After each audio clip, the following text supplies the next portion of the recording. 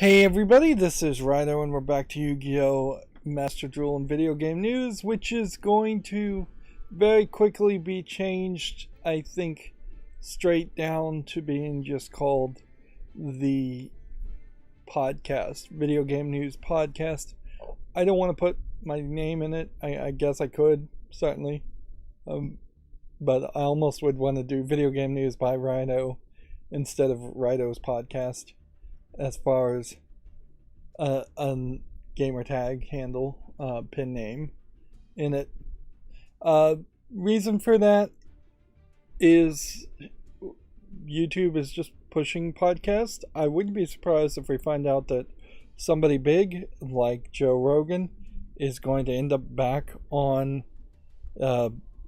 YouTube, or perhaps Spotify's push forced YouTube into being more focused on podcasts, and it's taken them this entire time since Joe Rogan left YouTube for them to actually program a whole focus on podcast. It could also be certainly that the new guy in charge just is more into podcasts than the old guy in charge or old girl in charge. There's also this tryout duel rental competition event happening. So I'm not really ready for that, certainly. I'm not prepared. I haven't thought it through, but you know what? So in most cases, you're not prepared or thought things through, and this really is just going to be a push, I think, to finally call these live streams podcasts. It still, to me, doesn't really feel like a podcast in the sense it's just one person talking. It is going to inherently also be less focused on Yu-Gi-Oh! Or whatever card game is. I'll still probably play the card game, but I'm basically thinking that while playing the card game, that is mostly going to be a point of just a pre-show warm-up. And really what I should do is, if it were a little bit easier to do, is stop the recording and then start the recording over after playing a little bit of Yu-Gi-Oh! For like an hour and doing a warm-up and turning it into a proper video game news only show. But I'm not, again, prepared for any of that, so the first hour is just going to be kind of a warm up always, and we can open another 10 packs of this because we have quite a lot of these, and then we'll get into the video game news. Emphasis is going to definitely be at its absolute minimal as far as Yu-Gi-Oh! And so yeah, it's never really been a case where I've gone back to playing Yu-Gi-Oh! Once I've stopped anyways. But it's even more going to be the case that won't happen. And it's even more going to be the case that until Yu-Gi-Oh! Offers more rewards for playing against people, I'm not going to play against people. Aimed for a specific number of victories while playing with the specific event-specific rules. During the event, you can duel as many times as you like. The detailed rules available to use this time are loner decks containing Elemental, Hero, Stardust, and Utopia-related cards. Master the ins and outs of each of these decks to win rewards. You can save and replay duels from your match history. You can check your saved and replay duels. Why are they adding that? But then it also says, be aware that we could do this at any point to lighten the load.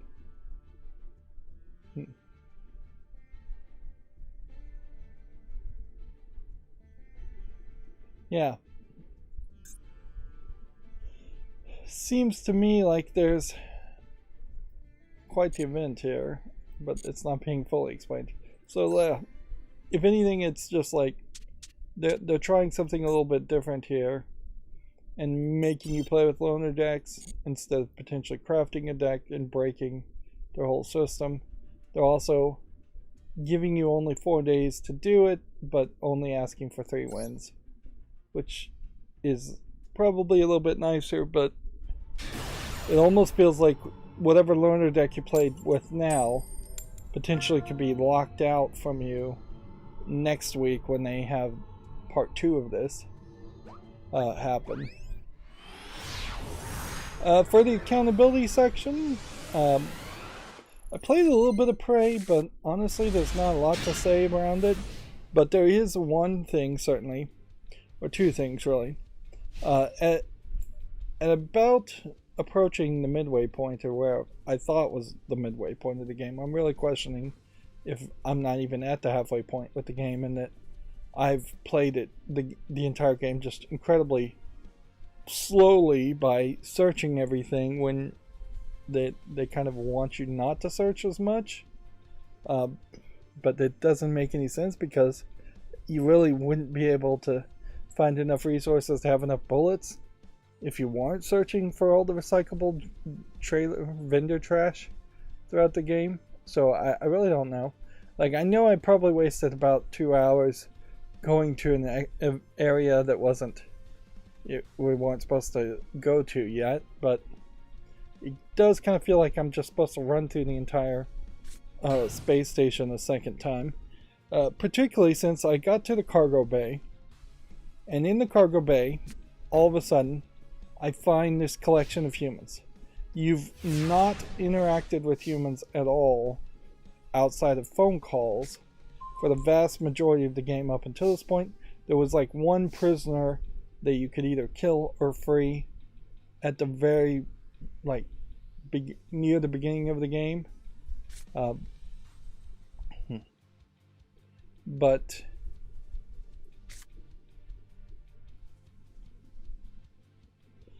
that is pretty much it. Let's see. I'm gonna do this one. Trying to just figure out what the right move here is.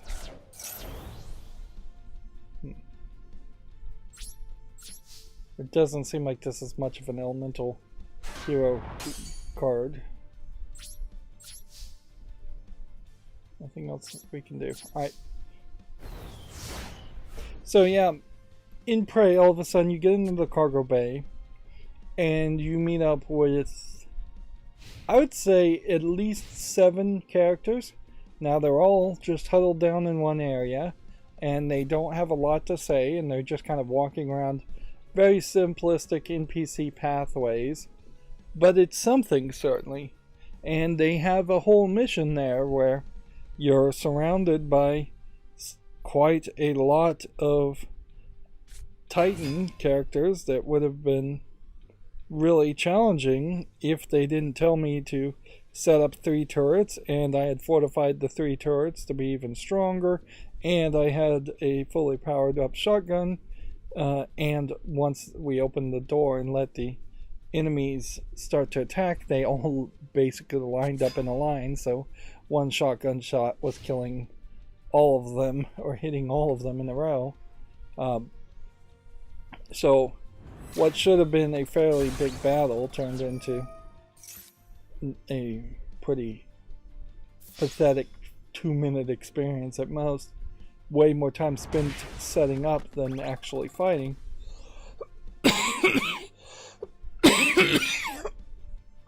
Early in the game, I had found out that there were these smuggling caches in throughout the entire space station, and it didn't tell me originally where the smuggling caches looked like or anything. Eventually, a couple hours later, I got more information, which this really just highlights how storyline information is told to you in Prey, in the fact that you are just consistently being given a little bit of information about one thing, while in parallel there's 6 or 7 other narratives that are happening at the same time.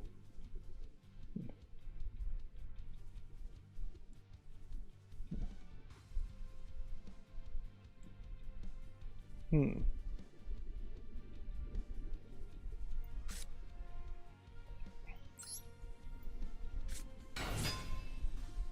Do we have anything we really want to banish?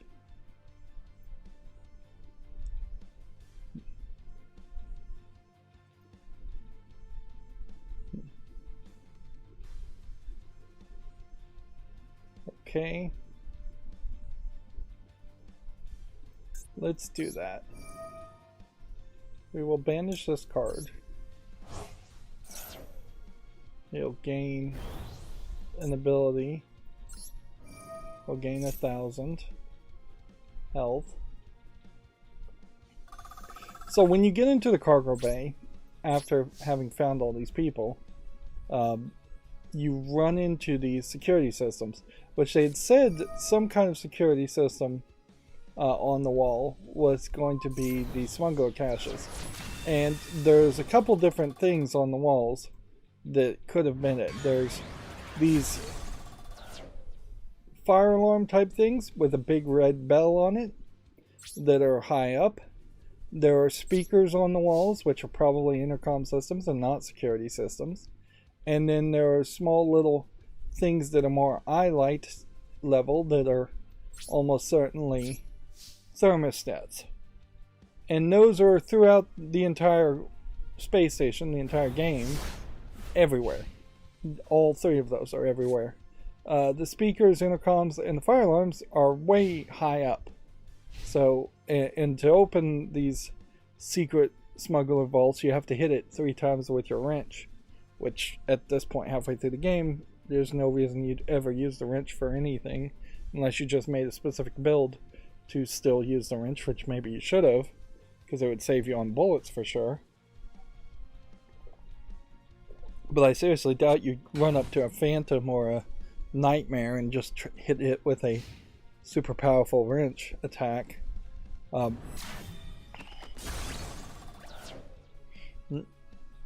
So when you get into the cargo system, the cargo bay, there is a fire alarm system, but instead of being high up where you could barely reach it and would probably have to jump and climb to hit it, it is at eye level. It is also about twice as big as all the others, so it looks fairly obvious. It looks obviously different. And so I walked up to that and I hit it 3 times with my wrench, and it opened up, and there was a safe behind it.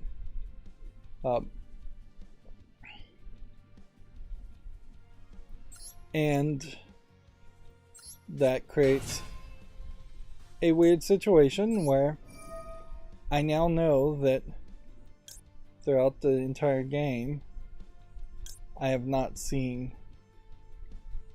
a single instance of those smuggler caches otherwise.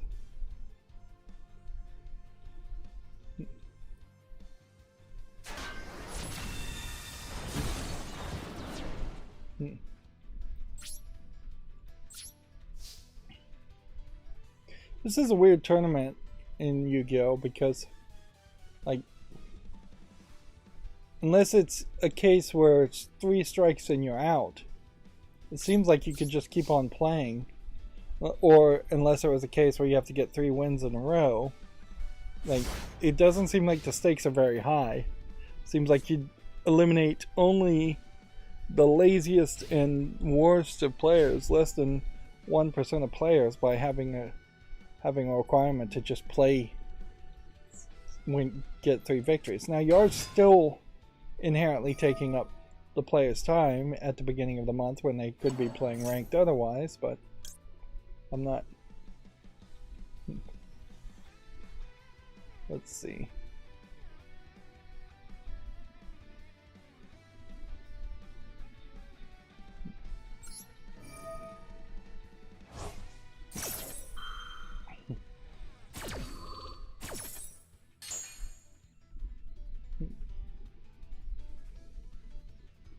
So yeah, but that's pretty much all there is to Prey that I have to really say. The story is still a little awkward, really awkward, and it's delivered in a very bad way.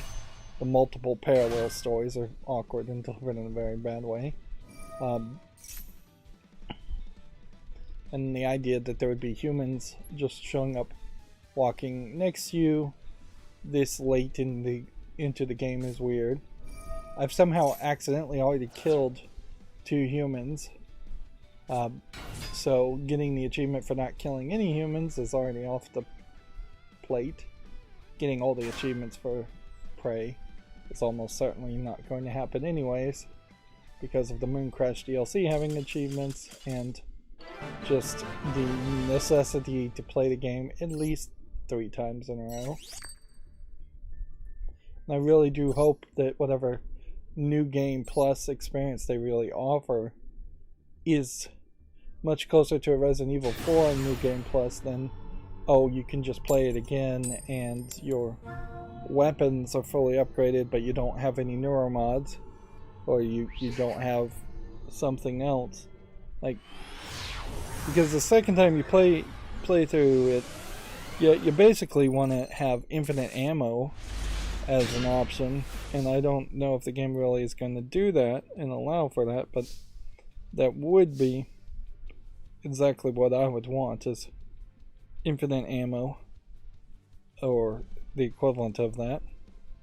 I ran so short on ammo that I had to use recycling grenades in specific points in levels just to try to get enough resources.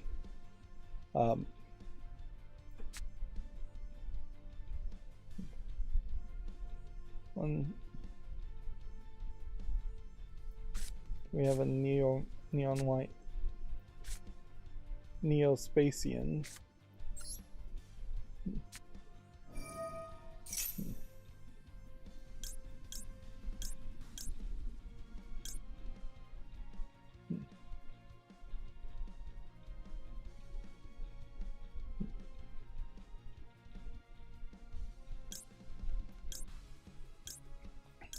These all are just the hero characters from the second Yu-Gi-Oh series, after Yugi stopped doing his thing. Interesting. That's a new...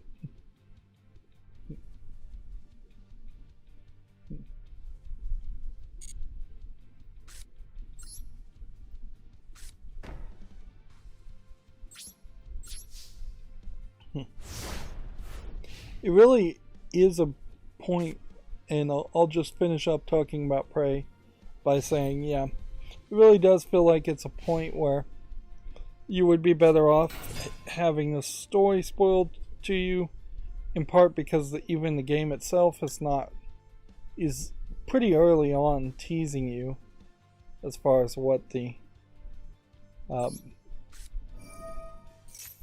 the twist is at the end and what the ending is going to be, and having just a better understanding of strategy in the game would probably be a lot better. Or just looking at the achievements at the very least and spoiling yourself by seeing the achievements will give you a better experience. The other thing that happened, and this is not video game related, but heck, this quote unquote podcast, I guess is what it's going to be called, is also just an excuse for me to talk. I ran into a storm and my power flickered on and off quite a few times. And guess what happens to smart bulbs in the Tuya system when the power gets flickered on and off and on and off? They go into a unpaired reset mode and start blinking. So 22 bulbs, I believe, was the final count, all had to be reconnected after that. Now, At some level, it wasn't as bad as it could be, because I could have had to have reconnected all of the bulbs and then relabeled all of the bulbs, which, like, when you have a like ceiling fan front, left, right, and back for 4 different bulbs, identifying each of those bulbs and relabeling them all at once would be an extra amount of effort, certainly.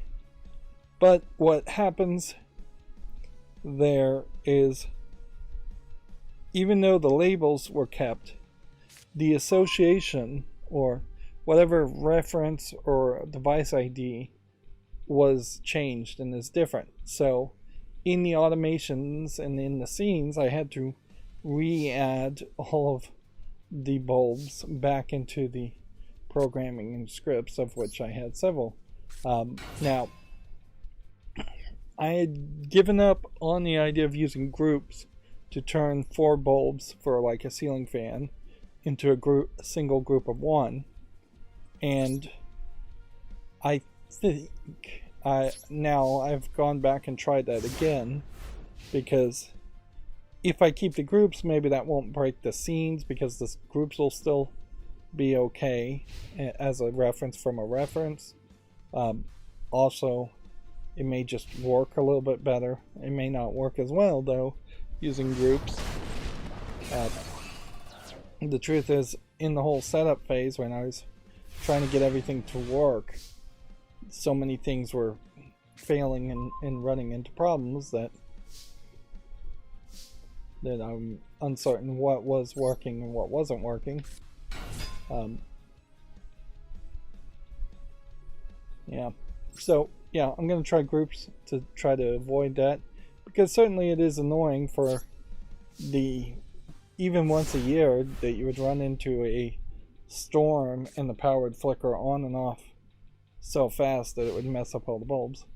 Now, inherently, I could have saved a lot of those bulbs had I just flipped the light switches off, knowing that the storm is coming. That takes preparation, certainly. Flipping the light switches and just turning the power off would have saved most of those. But yeah.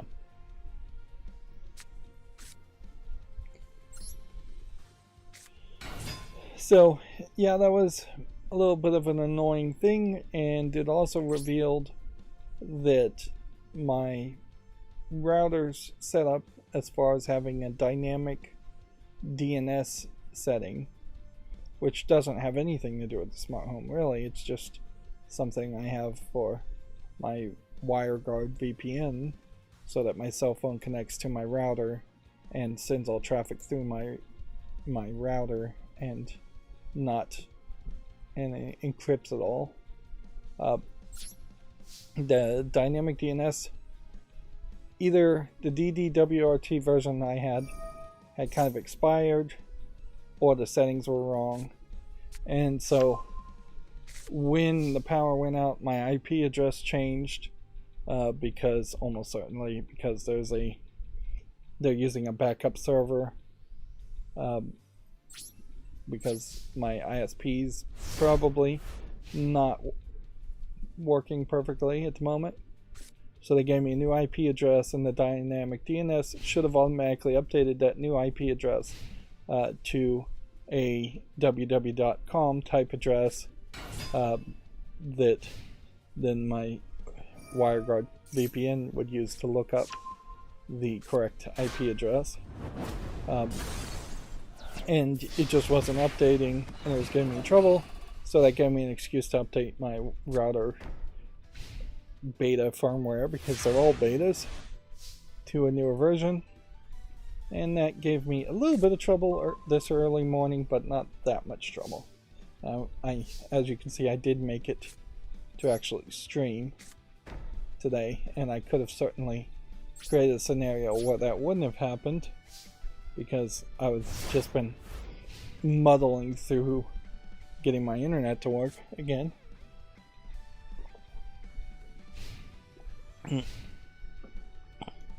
So yeah, I'm not 100% sure where you could go, where you could move to avoid storms and weather. It does definitely seem like where I'm at is getting a little bit more hindered by weather, but that very well may just be mostly a perception issue. And almost certainly, I probably, as a kid, slept through a lot of storms and don't remember them. But yeah, so that created some extra work, but not a ton of extra work. Another issue I was having before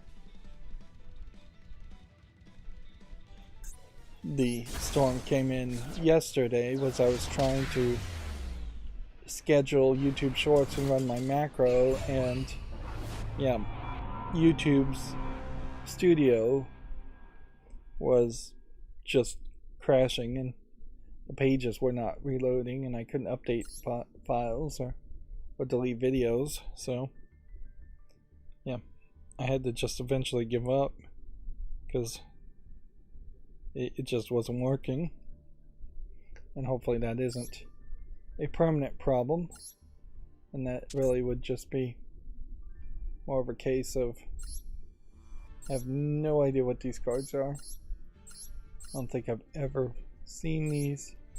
Some of these I definitely have seen, but more than likely this is just like second season of the second version of Yu-Gi-Oh!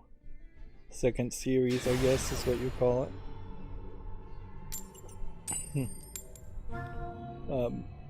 Or it might even be from the third series.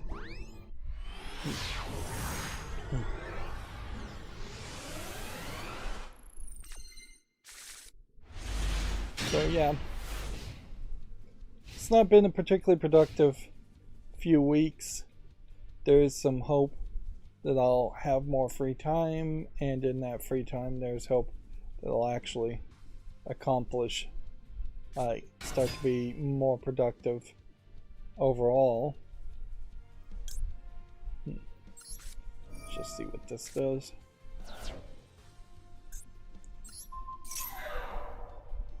So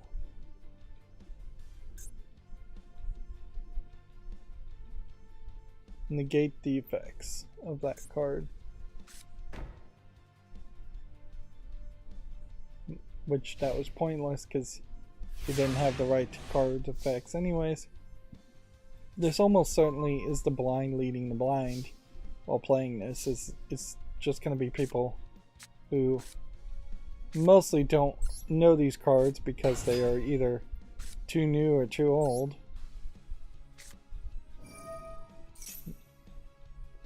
Let's see.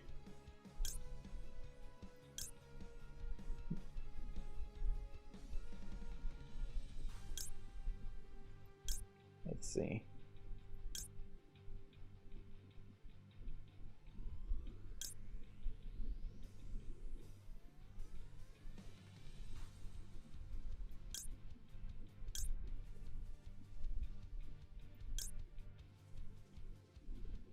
Like, none of these cards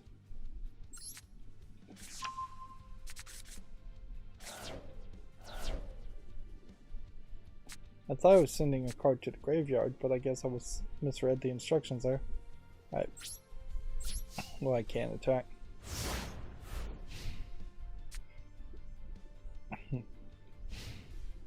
Alright. Video Games Chronicle has the first trailer for the post-Ash era Pokemon anime. I'm not going to show it because it wouldn't play anyways, but even if I could play it, there's definitely going to be a content ID claim if that happens. You can definitely see with this new Pokemon post-Ash era Pokemon series that you've got more modern starter Pokemon. You've got Pikachu with a hat, so I assume this isn't Ash's Pikachu at that point. That would seem a little weird, unless Ash and his Pikachu somehow split up.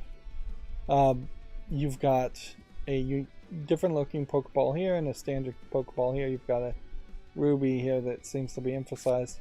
And then you've got the girl and boy character trying to be in parallel here. The anime style is much more modernized, more colorful, probably making them a little bit more taller and long and drawn out, getting away from the kind of moe art style. And I guess you'd still probably put that in the kawaii cutesy art style, but it is definitely not truly really getting too close to what you'd see in a like a late night anime. It's still definitely trying to be very kid friendly, but also just better quality, probably using computer software instead of hand drawing. I wouldn't be surprised one bit if even the very last episode of the old Pokemon was 99.9% hand drawn, and this change in art style is to reflect a new audience, but also to reflect that they're going with more computerized experiences to make it easier to make. I'm not really expecting the quality of the Pokemon series to really go up. In fairness, I don't think the quality needs to go up any.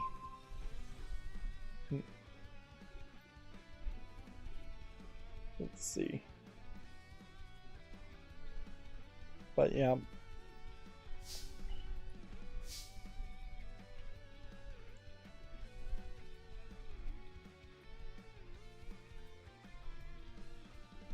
I'm trying to see what is it about these pages that are not. You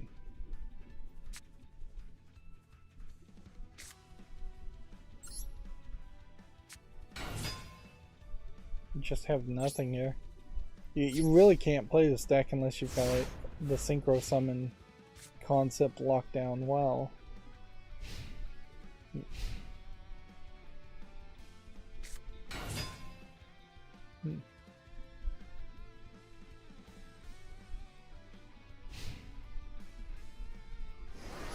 See, I'm trying to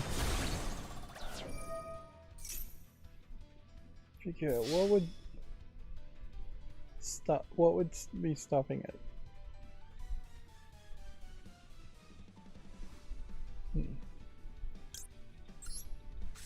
Yeah, I'll have to deal with it later. Yeah, I'll have to figure out why these aren't loading.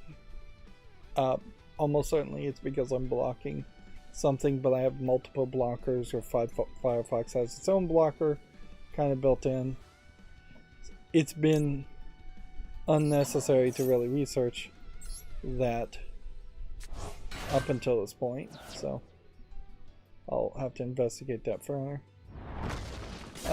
PAX East has its official mobile app for PAX East now available to download, which, yeah, it's probably not that useful to install these kinds of apps that would be temporary, specific to a single year's event. Very possibly is going to be tracking you.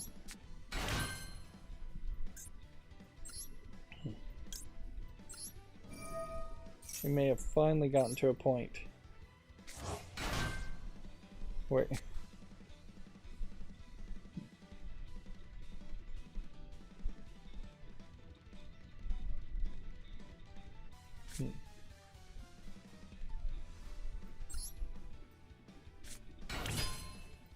so we needed 3 things to Synchro Summon, or 2 things.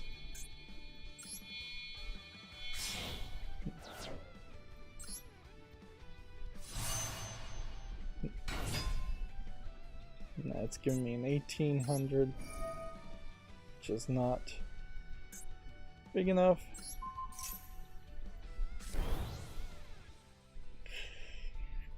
Oops, I was thinking the opposite was going to happen.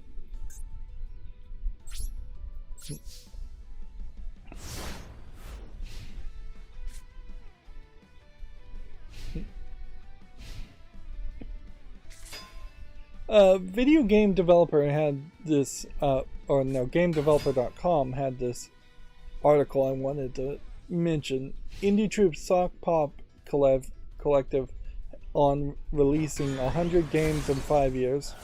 Aaron Koning and Ruben Rubnaus, two members of the indie quartet Sock Pop Collective, share what they learned after releasing a century of games. Should you use the word century to describe 100 units of something, or only use it as a measurement of time as it normally would be used? I find it incredibly infuriating the game developer would give these people any time or any press, because this Sock Pop Collective, I know the name, has been flooding YouTube, not YouTube, Steam. I'm not so upset about people flooding YouTube, because the algorithm on YouTube is actually pretty good about hiding garbage content and not highlighting it, whereas Steam's doesn't really have an algorithm. Sock Pop Collective has been flooding Steam with garbage games for a long time. Like 2017 is when it says they started. And so over 5 years they've put out garbage game after garbage game. They are single concept things, often putting out 3 or 4 games in the same publish. And yeah, they just come off as trolls.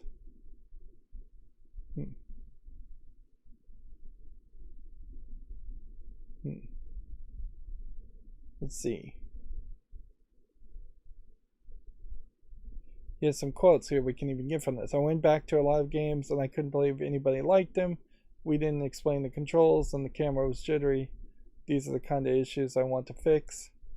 Yeah, he won't. He'll make another 100 games.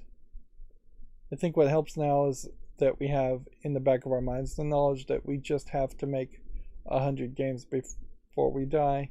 That helps me personally, because now I know I don't all have to be. It doesn't all have to be finished today. Yeah.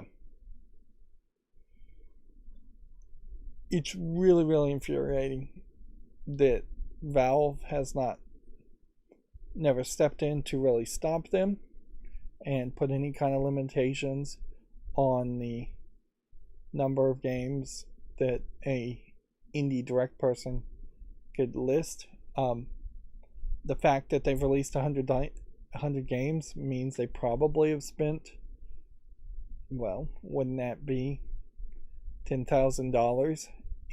Giving $10,000 to Steam to probably not make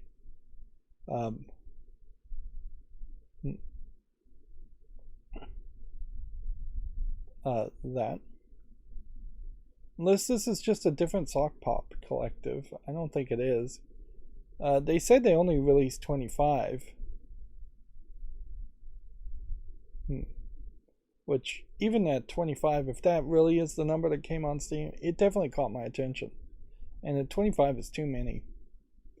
And now they're getting press, and so now almost certainly you'd assume more people would be encouraged to spam Steam with garbage games for a what I would say an illegitimate reason, which was a desire just to say we've released a bunch of games to pad out a resume or a portfolio. Let's try this other deck. Yeah. It definitely is something that that maybe if the press came now, maybe Valve would become aware all of a sudden that there was somebody. I wouldn't be surprised if it is mostly an automated process to list a game on Steam, with very few, if anybody, actually looking at it. And if there is really only one intern or lowest paid employee that is approving Steam Direct submissions, then they very possibly are so overwhelmed that they weren't realizing how many games were coming from Sock Pop Collective. Even though Sock Pop Collective did nothing to hide it. They all had the exact same loading screen on them and the same publisher. They in fairness to Sock Pop Collective, they weren't creating false identities and false businesses to money launder, like one assumes many Russian listings on Steam are. Just individuals coming by fake names to launder money. And honestly, I wouldn't be surprised if we see more of that happen. I have no idea what these cards are.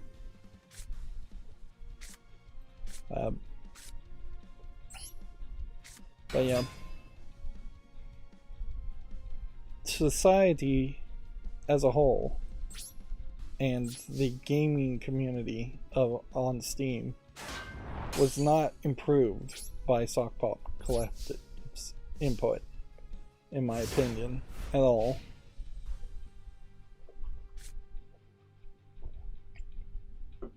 And there's always this weird situation where I'm in, where I don't want to push for censorship, but I know censorship is already happening as far as adult content on Steam.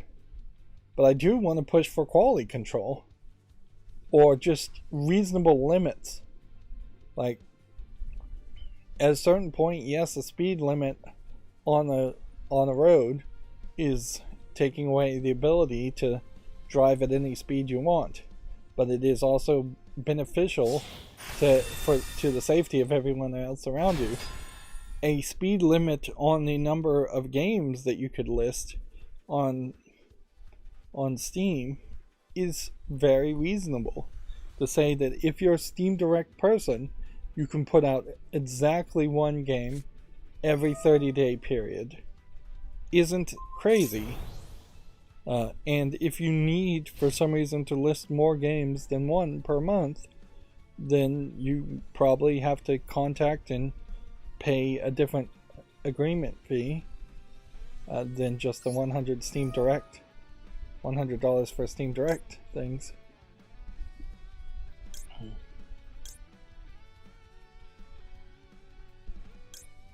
Let's go ahead and discard this.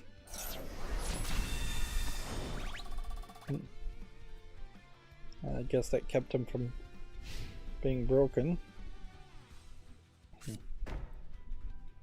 Let's see. Tyrone Rodriguez, who is the executive producer of The Binding of Isaac and who I follow on Twitter, put out a picture of Edmund McMillan, who is the creator of Binding of Isaac and Super Meat Boy and The End Is Nigh, Legend of Bob-omb, Four Souls. Four Souls is a card game, I believe, and he's now working on Eugenics still. So they put out a birthday thing picture. I honestly couldn't tell you which one was which. I think this is Edmund McMillan, but I'm not sure. Is it really video game news to say a creator of a video game has a birthday like everybody else? No. Suppose it isn't, but I figured I'd mention it anyways. Let's see. I assume I'm supposed to do this and this.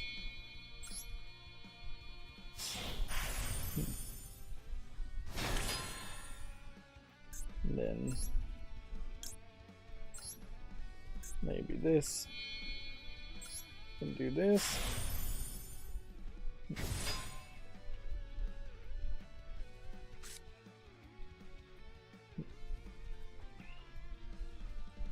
And that doesn't do anything.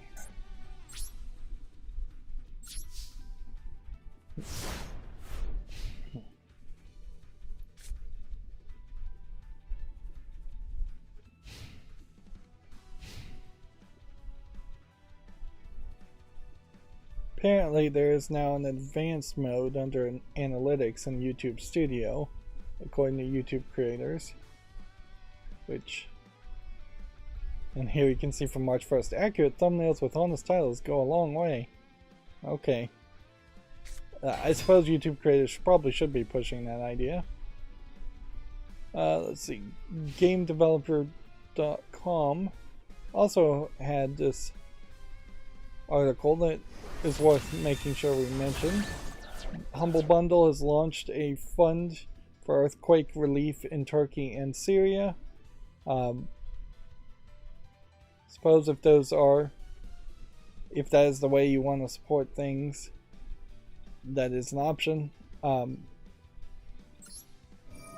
The problem that inherently happens, and you can almost always throw out no matter what, is a country. A lot of emergency funds and donations get siphoned off, but some of it goes to good, so you just have to admit that no system is going to be perfect and there is going to be corruption.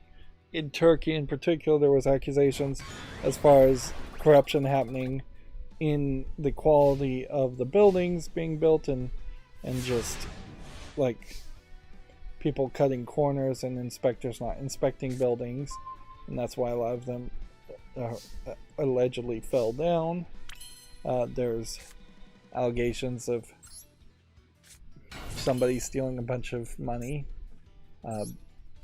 potentially the government in charge stealing a bunch of money or lying about an emergency fund happening. But you are in a weird position where you either support somebody or you don't, and if you don't, you're saying you don't care, and people are potentially going to suffer more.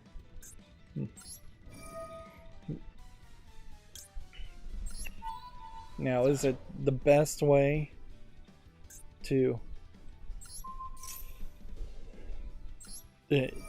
Is buying a Humble Bundle the best way to support Turkey and Syria? Not really. And I haven't even really heard any talk about Syria at all.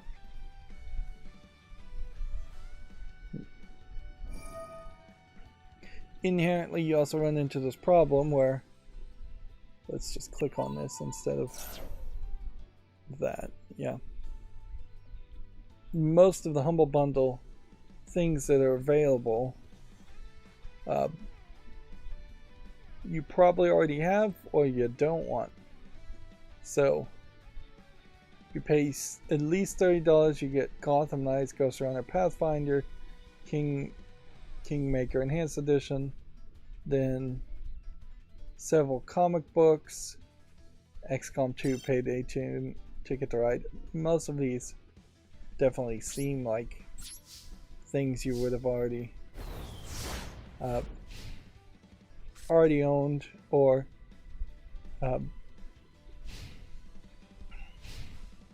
wouldn't want. I don't know what the situation is as far as getting Steam keys now. It does say 100% of this is donated to Turkey, Syria. They're spelling Turkey in its proper spelling, not the Anglicized English way.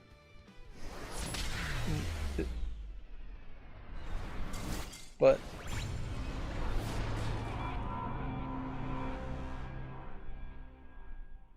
it's going to Direct Relief, International Medical Corps, and Save the Children.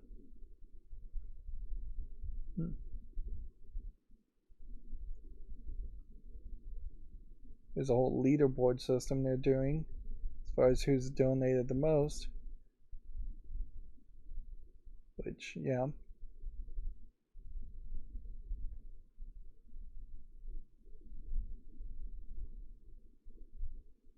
Bunch of games. 72 games, definitely not a bad offering in this bundle. If you're getting all Steam codes, that would make a lot of sense. You could give custom amounts to the different charities.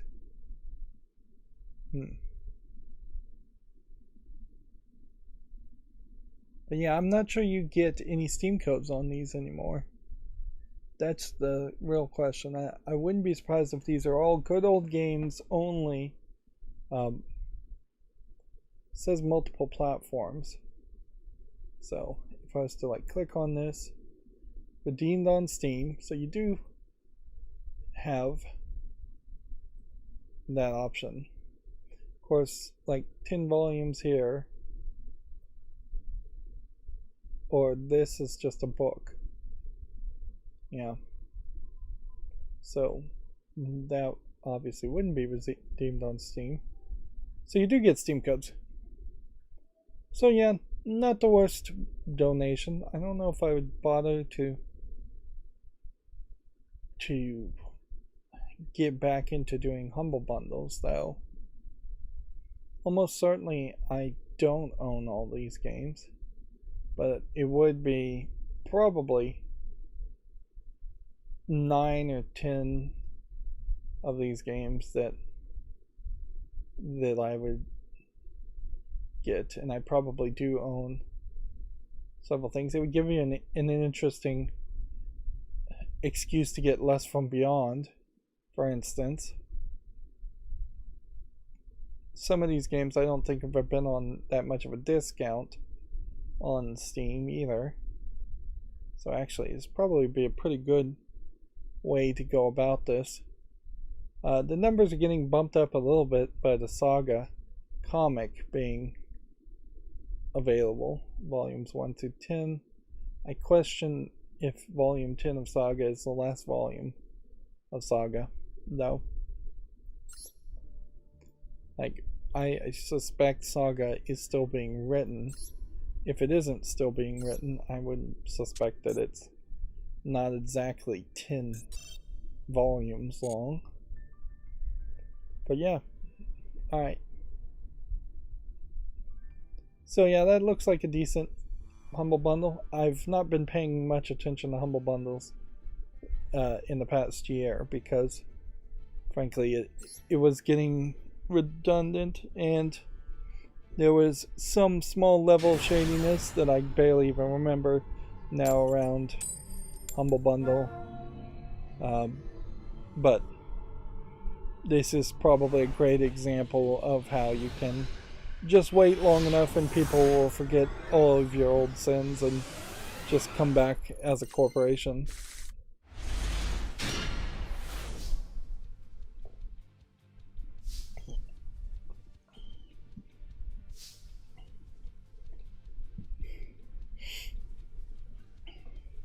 So it does seem like the only character that the only deck I can really play, because the only one that I even have a slight understanding of is the Heroes deck. So we'll just play that.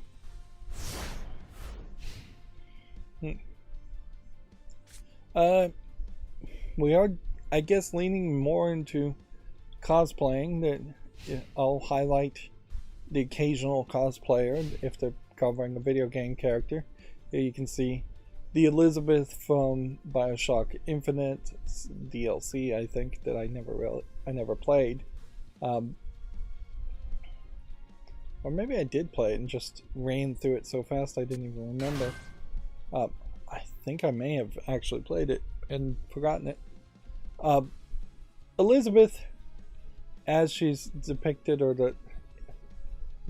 this Elizabeth is a very different character, and honestly, because it's the Elizabeth you only see in the DLC, it's not particularly that interesting of a character. Elizabeth, even in the main BioShock Infinite, was really just another one of those companions that you're carrying around with you throughout the entire game, or most of the game, and she was more annoying than anything else. I didn't feel anywhere as protective of Elizabeth as a young woman that I may have felt for a random little sister. If anything, I think that's probably the biggest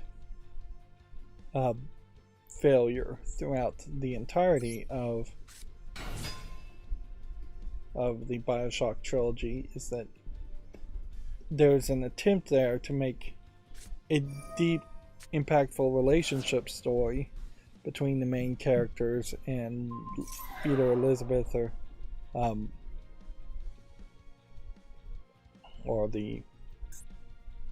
this shouldn't work, but let's see what happens. Let's toss this one.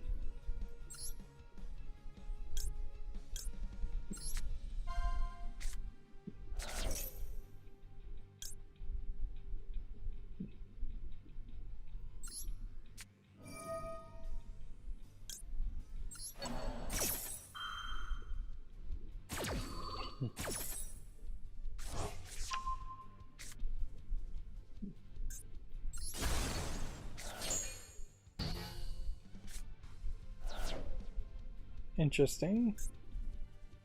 Didn't really help, though. Yeah, I do really think that, particularly in BioShock Infinite, Elizabeth should have been a much more important character, a much more likable character. That being said, BioShock, although it does have an interesting story, BioShock Infinite in particular, all those games are really more run and gunners that happen to do a great job of giving you a story as you're running and gunning. They aren't super focused on just the story to the point of being slow and plodding like a Telltale game might be. As for this cosplay, you have a lot of set dressing here, a lot of props, but the actual costume part of it isn't really that much. Like, it's lace stockings that you could buy off the shelf, a skirt that may have needed a little bit of modifications, and frankly, as a character, her outfit is just not that unique anyways, so it's obvious why this isn't much of a cosplay depiction as far as costume goes. The shirt may have been changed a little bit, the necklace may have been changed a little bit, but I would almost assume you spent nearly as much time getting the hair right and the makeup right than you did the entire rest of the outfit, and you almost certainly spent more time setting up the staging. Here we have another backside picture of the character. Now noticeably this isn't in any way really that lewd, it's it's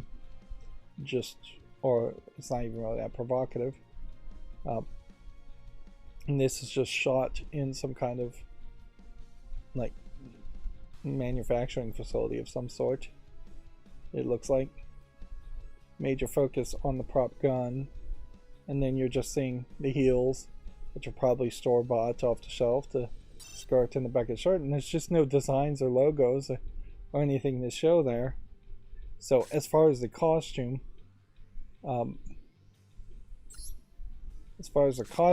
aspect of cosplay, that's not really happening. You are embodying the character, and in a lot of ways that's a kind of great example of just what a lot of cosplay turns into, is that it is this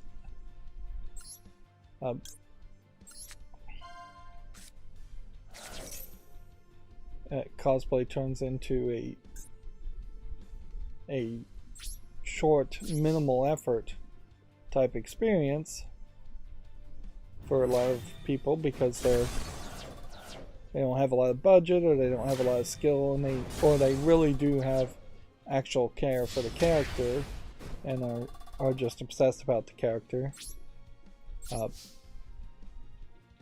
in particular, when you look at like the kind of cosplay you tend to see highlighted at costs in Japan. Tokyo Game Show will be a great example of that, and I guess that's something we'll talk about when it happens more. The Japanese go all in, and they spend way too much time and energy and money on the cosplay, whereas a lot of the cosplay you see at like Comic Cons are very simplistic and ridiculous and kind of low effort. Those tend to get highlighted because there's just severely fewer cosplayers in the West and Western conventions than in Japan, where a garbage low effort cosplayer in Japan would probably never get any coverage or be laughed out of the building.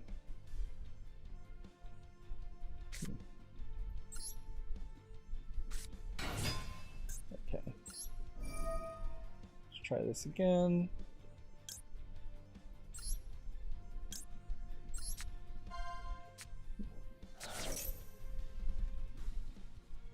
I have no idea what I'm doing wrong here. Let's bring this guy with Monster Reborn.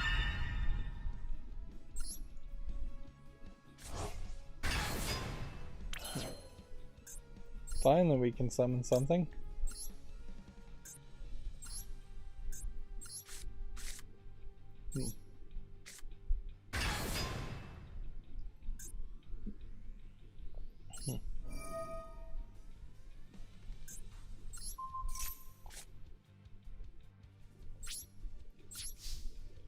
Looks like we might be able to win here. But it definitely also feels like you're severely slowing down the gameplay by not knowing what you're doing.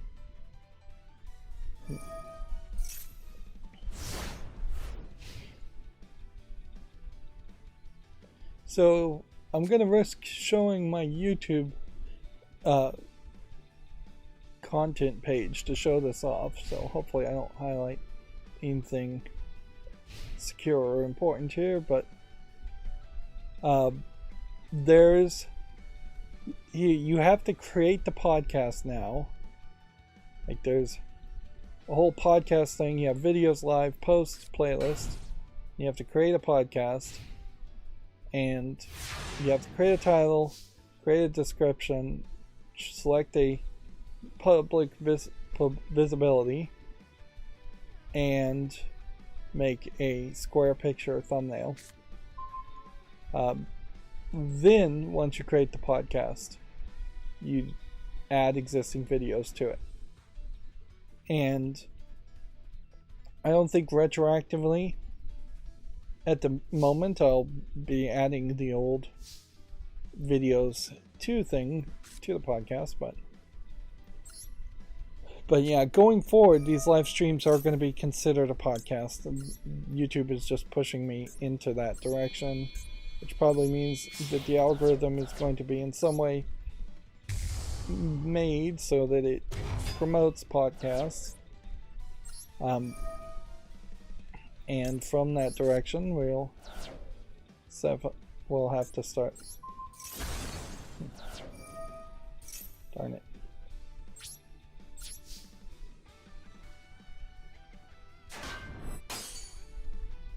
Well, I don't think I was gonna have won anyways, but yeah.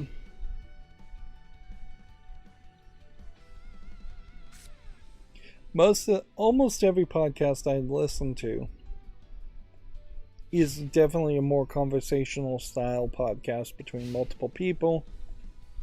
To have a podcast where it's just one person talking, there's maybe a couple of podcasts I listen to where it's multiple people talking, reading out news, and taking turns, so I guess that's close to what I would be doing. But yeah, suffice it to say, there's more work to be done always. YouTube's changing everything, and wouldn't be surprised if YouTube all of a sudden monetizes podcasts differently and it pays a lot less. It's worth mentioning that, like YouTube Shorts, for instance, 10 million views on Shorts is, from what I hear, paying ridiculously small amounts of money. So for the people that would get 10 million views on a short are people that are potentially spending a lot more than the 1 minute of final footage worth of time to make that content. And so people are going to spend more and more time making more and more polished footage. But let's see.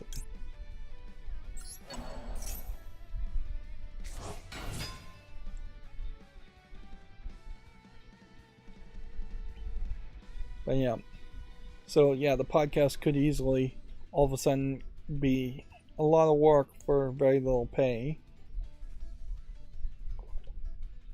But in my case, since I'm going to enter this begrudgingly and in a cautious manner, I probably still am much better off following it. And in all fairness, jumping into YouTube Shorts and learning something new has drastically improved my channel's number of subscribers.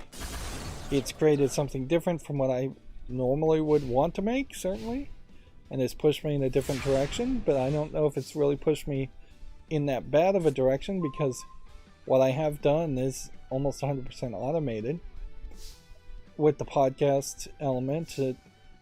I wish that was a little bit more automated, but it doesn't seem like that's going to be the case.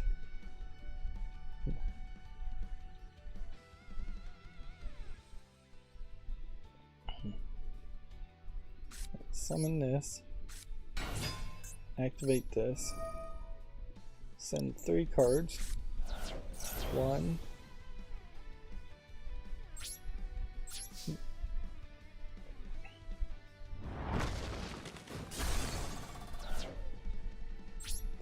It's going to be ridiculous if I don't even get 3 wins here today, but we have been going for an hour, and honestly, it is probably worth it to just stop.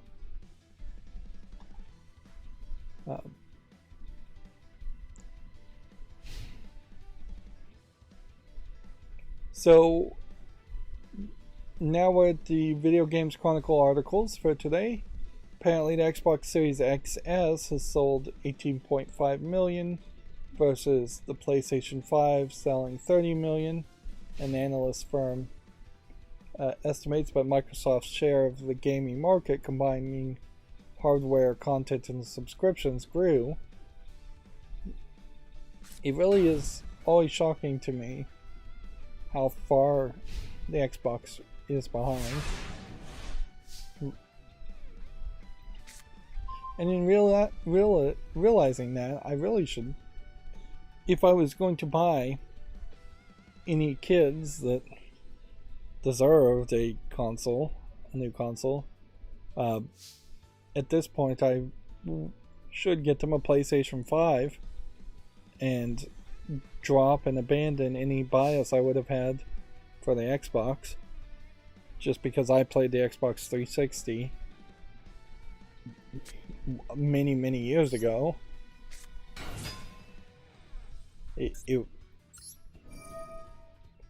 would kind of suck, certainly,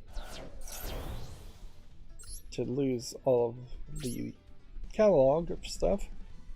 Although I'm also at a certain point where I still would push people in general to play Steam Deck and PC. I just don't think that there's... Oh, I didn't even know that could do that. Exactly the right amount of damage. Yeah.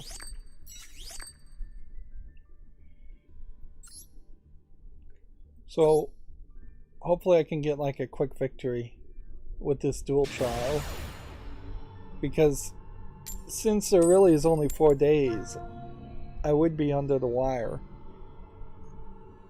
next Monday to get the remaining wins. And then, yeah,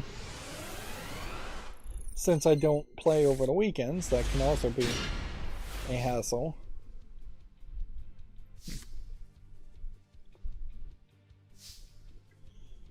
Okay. Set this.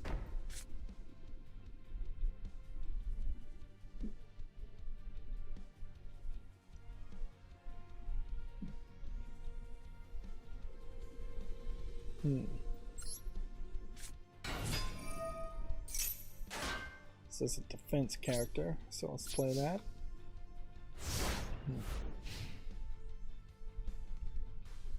Yeah, it's kind of hard for Sony to try and block the Activision Blizzard merger when Microsoft can point to these analysts and show that they actually are doing considerably worse, and that they're doing about half as much business as the PlayStation 5. In part, I wonder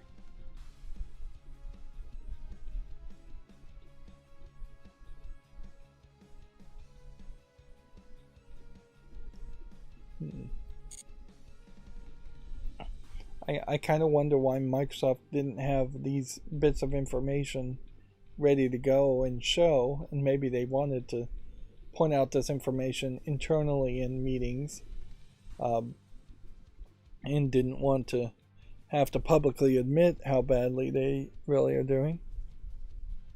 In a lot of ways, Microsoft is definitely all over the place as far as Windows 11 and such, and so it does seem fairly leaderless, and feels like if Microsoft was broken up instead of allowed to merge into an Xbox and Microsoft, if they were split, then I could see Major Nelson focusing all of Xbox's division on just games, and then Windows could focus all of their efforts. The remaining part of Microsoft could focus their efforts on either the server side things they offer, or the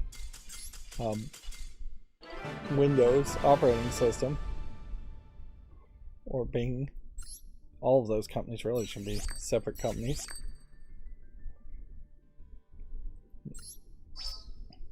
Which that's always been my thought too, is that in general, is if companies were just made in such a way that they couldn't merge and they couldn't grow and they couldn't go into other industries, and they just had to hit a saturation point where they had to admit that they have gotten as much market share as they possibly can get in the one industry they have to do business in, therefore they can only just maintain their business and pay out any profits to shareholders.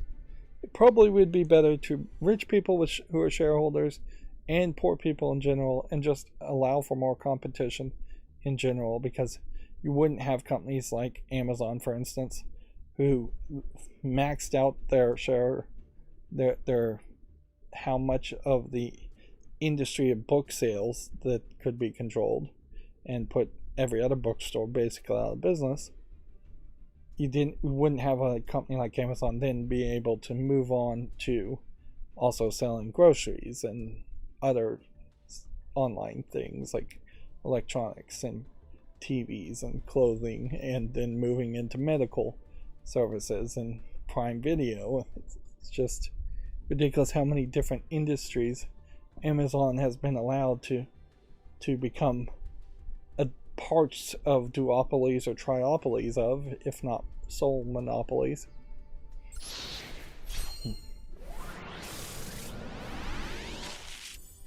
And I specifically buy a lot of things from Amazon, so I am definitely part of the problem, but I can't really avoid it either. So we get a new rare card here and a new rare card here, and then kind of nothing. Not really that much of a reward. And it definitely doesn't seem like you can come back and do this again or get any more reward. So that is just that. And in all fairness, though, I do have to applaud them doing something like this and keeping it short and sweet. On the 6th, undoubtedly, we'll see tryout duel rental competition number 2 instead. And we may just see a different one of these every week for a month. Meanwhile, we really don't have any time to be playing ranked. We'll give it one game, and then that'll be it. Video Game Chronicles says Shigeru Miyamoto says he's confident Nintendo won't change after he leaves. Everything changes, obviously, but he means won't drastically change. And in all fairness, a Japanese company like Nintendo that's been around for over 100 years won't drastically change after he leaves, I'm sure. The March's Xbox Live games with gold titles have been confirmed. We already talked about that. Final Fantasy 16 producer would like to release a PC version eventually. IO Interactive is making an online fantasy RPG. Some of these are old articles, yeah, that I just forgot about.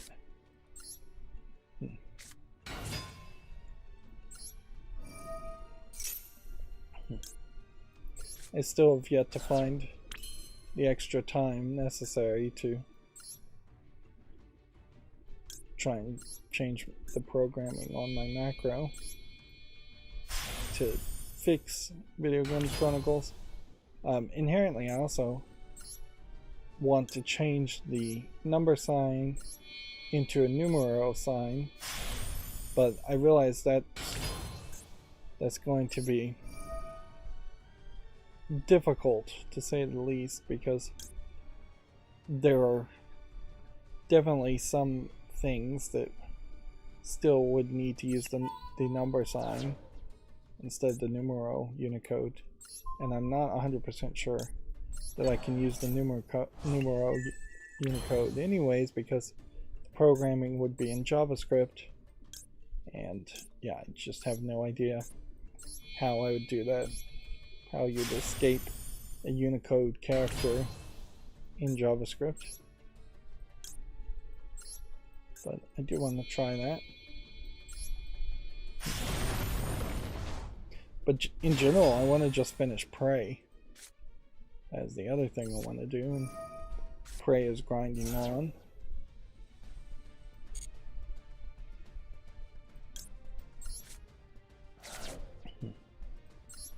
And one of the ways I definitely know that Prey is grinding on is that it has completely wiped my mind as far as remembering the games I played before it. It would be incredibly shocking if somehow Prey ended really well and then motivated me to play it multiple times.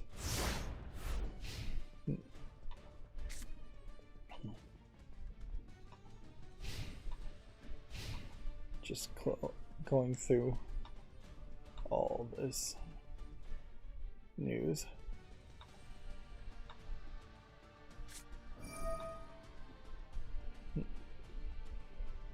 Alright, we should be at the new news now. Sifu has been dated for Xbox and Steam alongside a new Arenas expansion. The Kung Fu game is coming to more platforms and getting new content this month. Which, okay.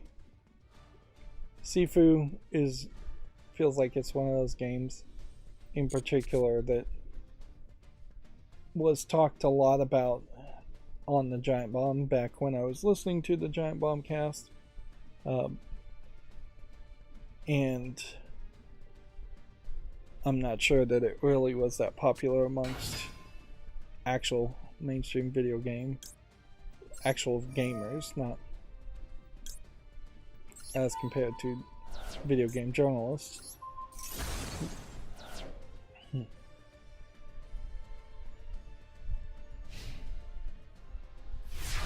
So yeah.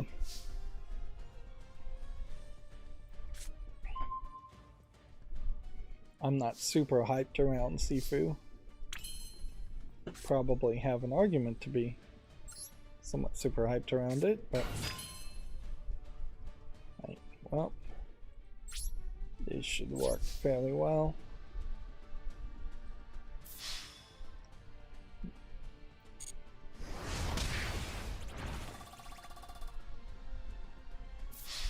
You know what, come to think of this, I could have probably won this turn. No, I wouldn't have won.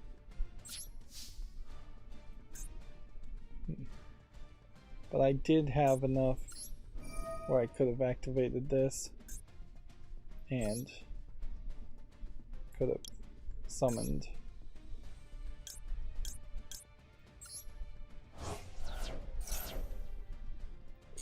our number 4 character.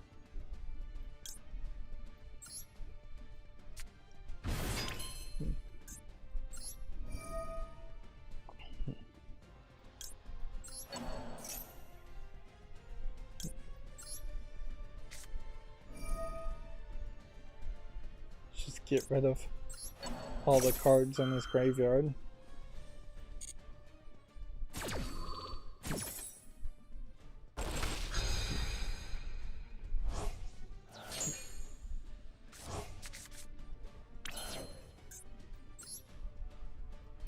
Go ahead and summon Zeus here.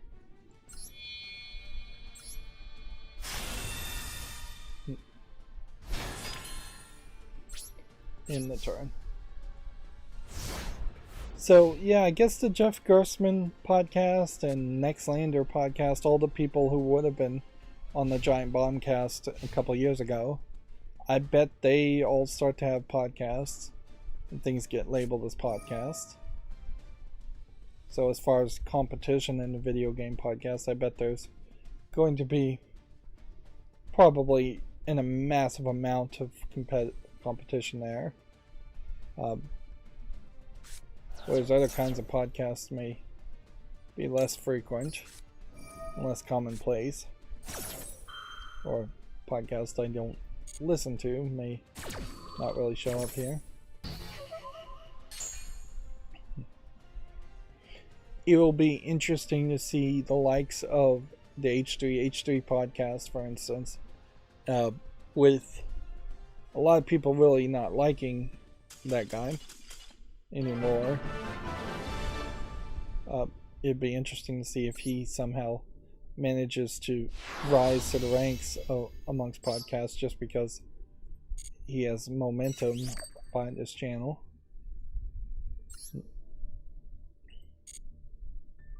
It'll be interesting to see how corporate entities try to have podcasts and try to get things on there. Like Good Mythical Morning, I imagine they will have 2 or 3 podcasts that will succeed fairly well.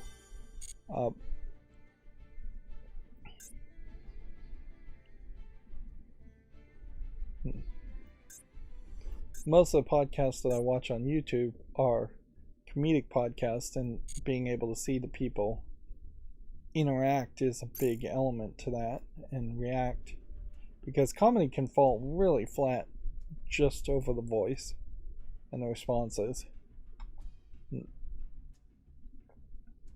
Alright, now we'll just focus on news. So arguably an hour and 24 minutes in, at some point I would get some level of polish that would... What is that doing? Oh, I see what it's doing. At some level it would get a level of polish, and I would have a distinct break here, and everything up until this point would be considered a pre-show, which I wouldn't have wanted to talk about any news at that point at all, which that's the weird part that I'd have to figure out. Is it?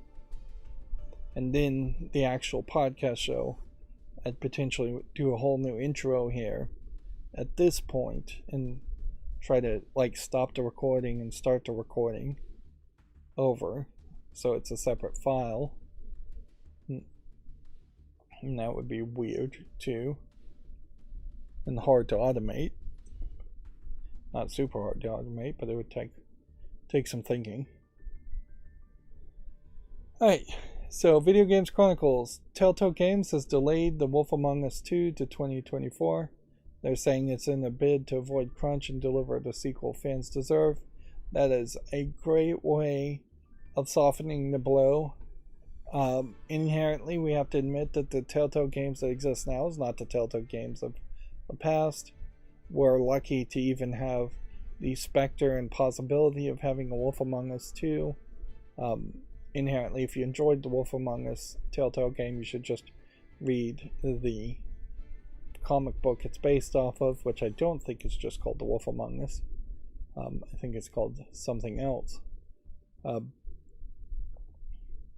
course, this sets an interesting precedent in which anytime any game is delayed, you can say it's to avoid crunch and be at least on some level truthful at that. And deliver the sequel the fans deserve is a great way of saying the quality was not up to snuff. I wouldn't be surprised if this game somehow magically never comes out, though. It very well could just be that the Telltale games that exist now doesn't really have the right kind of programmers and the right kind of team to make a finished product, or they don't have the writers, or anything, something like that.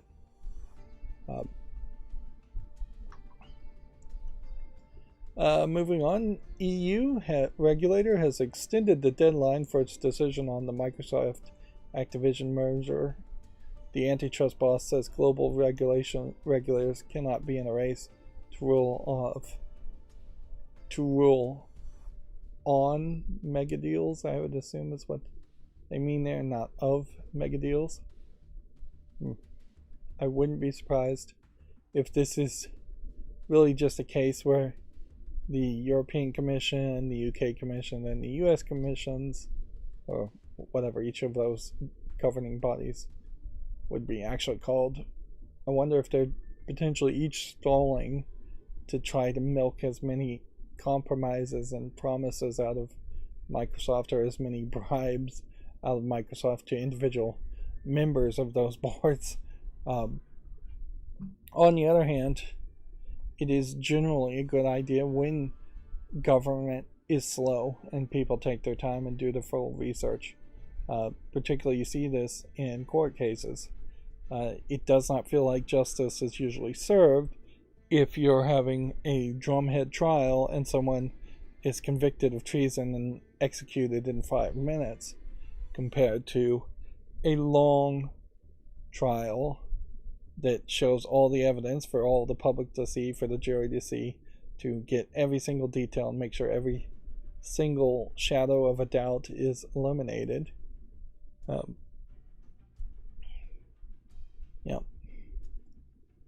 And particularly in the United States, a lot of laws that are passed by Congress are like single sentences, 2 sentences for a section of the law, and those sentences add up to potentially really big laws. But most of the time, the intent is not clearly spelled out enough by congressional laws, and then you end up with people challenging what the intent was in those congressional laws, and then you have to have court cases and precedent and even more paperwork just to prove what was intended before.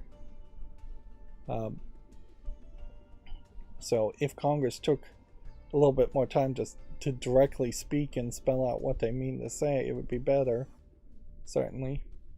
Computer code, compared to the way people normally talk, is a great contrast.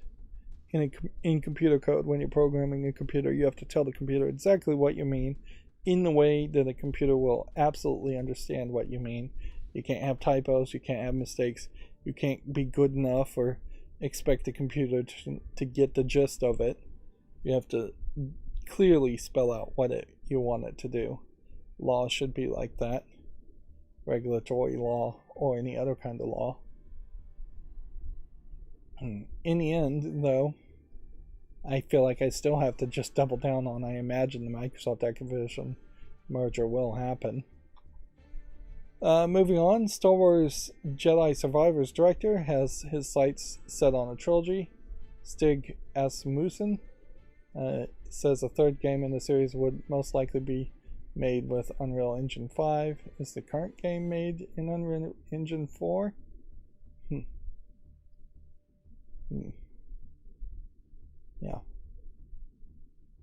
Yeah. Moving from Unreal Engine 4 to 5 is not that difficult, really. It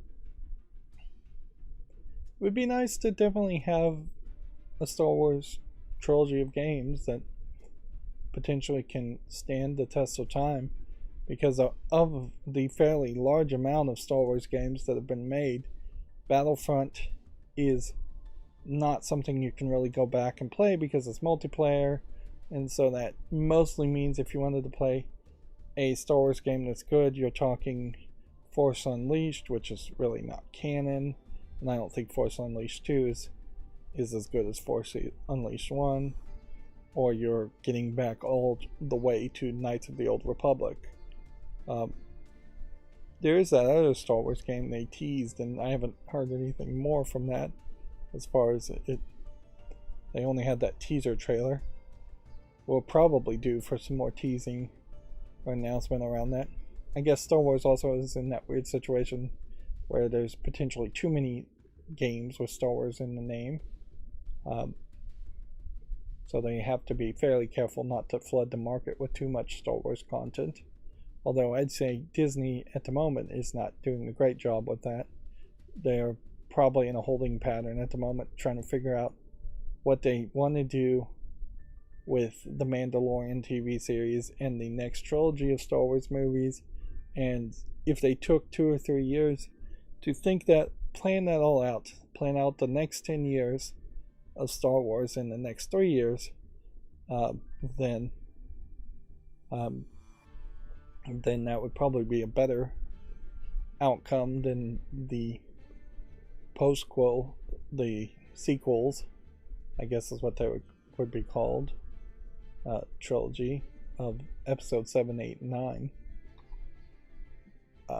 Video Games Chronicles is talking about the game. You do run into some problems here where, like, Gotham Knights may be giving you just the base of the game, so it might be somewhat worthwhile to figure out really if you are going to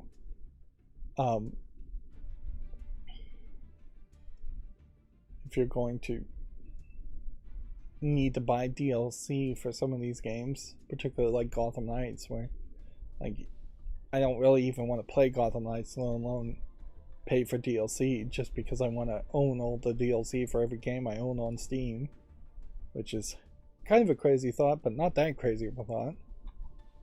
Let's see. The FTC has told PlayStation it has to reveal its third-party exclusivity deals. Sony's request to quash a motion Microsoft subpoena has been mostly rejected. So the way I understand subpoenas go, and it's kind of crazy, is that at the beginning of the stage, Microsoft is literally capable, Microsoft's lawyers, they're literally capable of sending subpoenas to anybody, even Sony, for information that might be relevant to the case. And in this case, this would be the Activision Blizzard merger case. And Sony doesn't want to reveal third-party exclusivity deals, obviously. So then they had to go to the judge and say, we're asking you to quash this subpoena and not force us to reveal that. Now the judge has said, no, you actually do have to reveal it.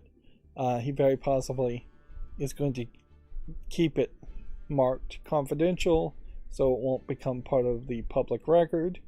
But Sony is going to have to reveal that information to the court, because the court has the ultimate authority and needs that ultimate authority to gather relevant information to make its decisions, even if that relevant information is coming from a interested party but a non-named party like Sony in this lawsuit, because this isn't Sony suing Microsoft or something like that. This is the United States government suing Microsoft to stop a merger.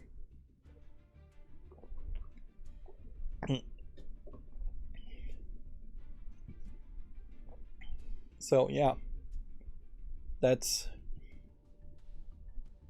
the right outcome in my opinion. Certainly is that the court needs all the information it possibly can to make the best decision it can possibly make for the people and society in general, whether protecting the interest of a corporation which is a part of society to some extent like Microsoft, or the United States government representing the people of the United States in the FTC.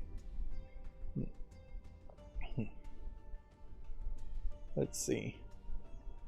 Now, I did say relevant information multiple times there, because Sony, if Microsoft had subpoenaed Sony for completely irrelevant information that has nothing to do potentially with the Activision Blizzard merger and the state of the industry and the state of the market and the topic that has been brought up by Sony themselves as far as exclusivity, then the judge would have quashed it. If, for instance, Microsoft had subpoenaed for the HR records of all the employees at Sony, that would have not happened unless they made a really good argument for it, or if they had subpoenaed the private home phone number of the CEO of Sony, that probably would have been squashed or quashed as being irrelevant. Moving on, images show a new Nintendo Switch bundle with a choice of Mario game and movie stickers. Update here, Nintendo of America has officially announced the Switch Mario Choose One bundle.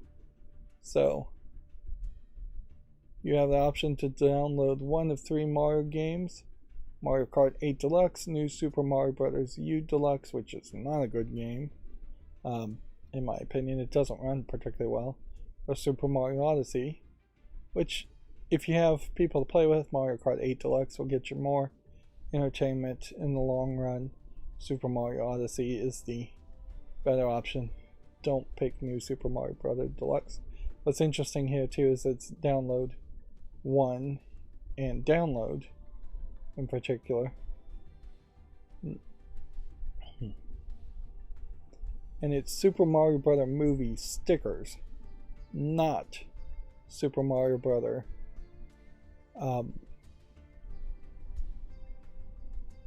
Movie tickets, which you would have thought it might be tickets. In a lot of ways, this is just them Nintendo not being willing to reduce the price of the Nintendo Switch. Noticeably, this is not the OLED model. This is just the standard Nintendo console with red Joy-Con controllers. And there's, I don't think, ever been any kind of official confirmation that they've made better Joy-Cons that would drift even a little bit less. So, yeah. If you're extremely late to the party, even later than I was, and don't have a Switch, this is probably the Switch to buy. But otherwise, I would severely wait to buy a second Switch in favor of a Steam Deck, or just saving your money for more games, or a Switch 2, which eventually they're going to have to announce something as far as a sequel to the Nintendo Switch. Moving on, UK regulators met with Microsoft and Activision to discuss merger remedies. This is UK, not the EU. Microsoft has reportedly said it's willing to pay a third-party agency to oversee its compliance.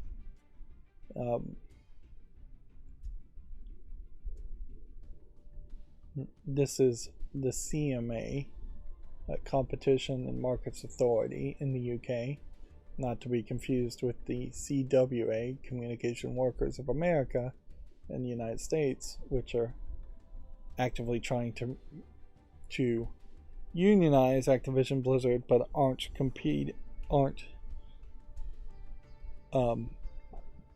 against the merger happening. If anything, I think CWA would be happy to unionize Activision Blizzard and then have a union inside of Microsoft that they could then seek to expand to other subsidiaries of Microsoft. Balin Wonderworld creator, and I believe he was somewhat involved with Sonic, Yuji Naka, has admitted guilt in the Square Enix insider trading case. The developer says he made around $145,000 selling stock. Now, either it's a coincidence or it isn't. Tinfoil hat, it isn't. Giving the best benefit of the doubt, it is. Square Enix has just replaced their president of Square Enix.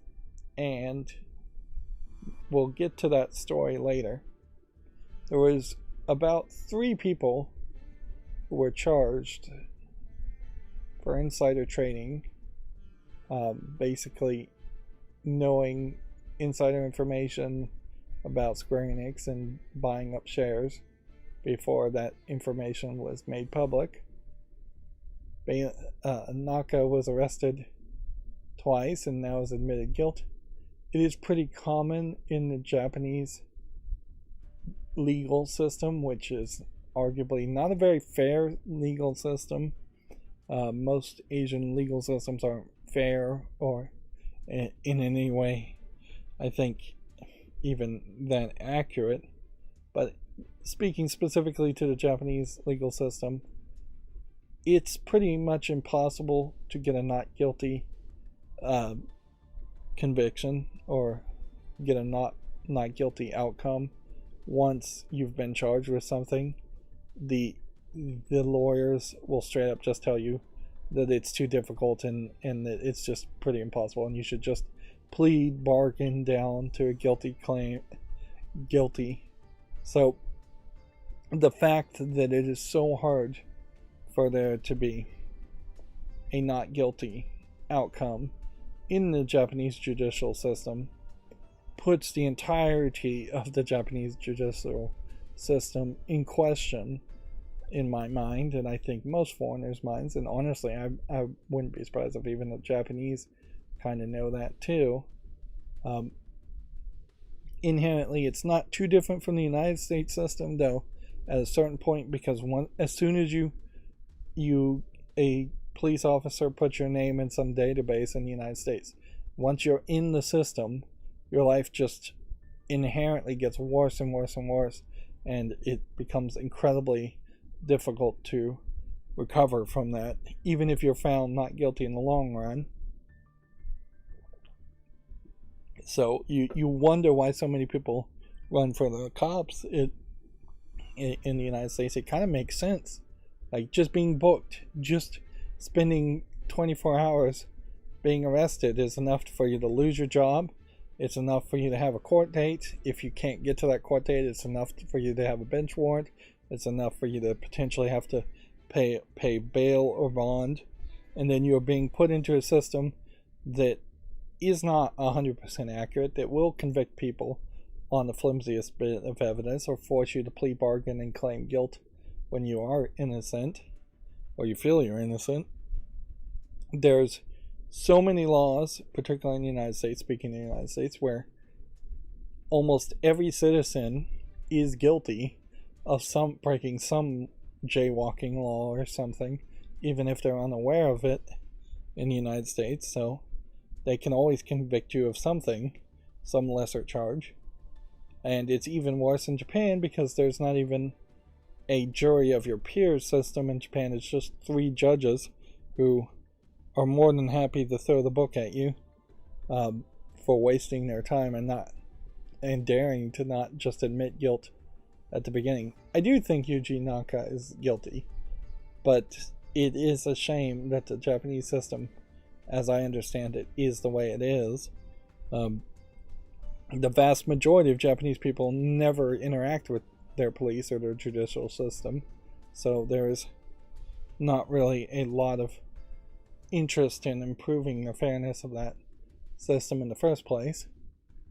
If anything, it's mostly foreigners that are going to get railroaded.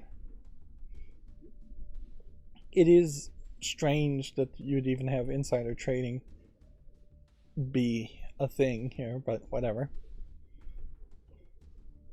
The Japanese do break the law as much as Americans do, in my opinion, because it's technically illegal to gamble. It's technically, I think, illegal for them to look at uncensored porn on the internet from other websites. It's probably other things that they do all the time that are just tiny things that really shouldn't be illegal but are illegal.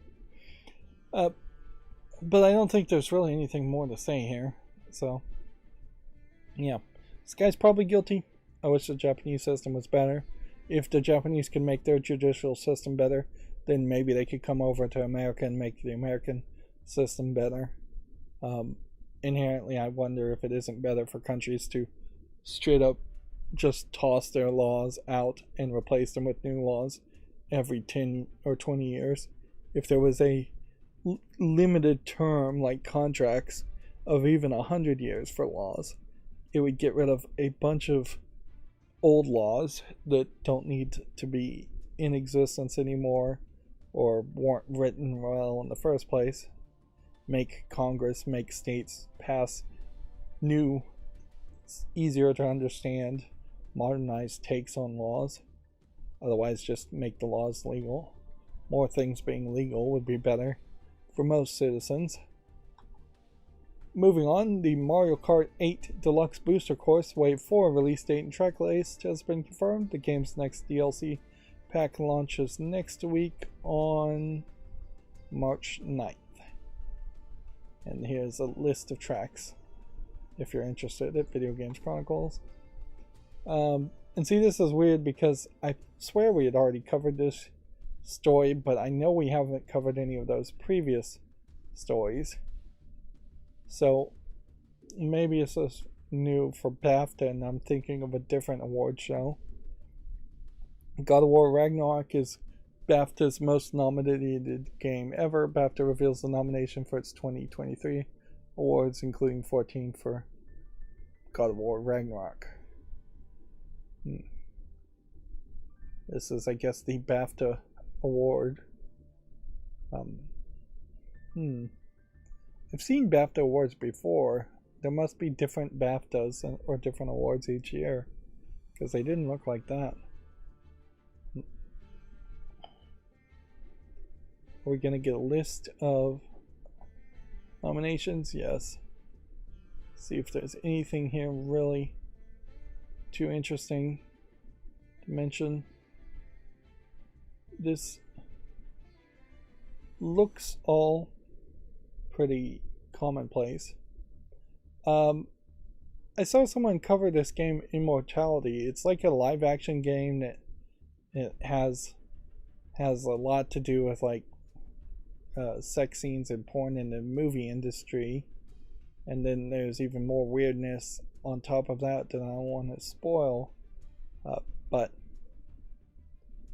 yeah, Immortality is oddly an avant-garde art piece more than a video game, and probably deserves to win an award for artistic achievement.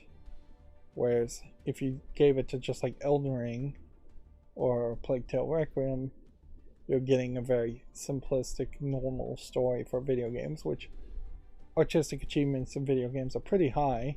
overall for good games, but I think Immortality really goes in a very different direction and deserves to be awarded for that.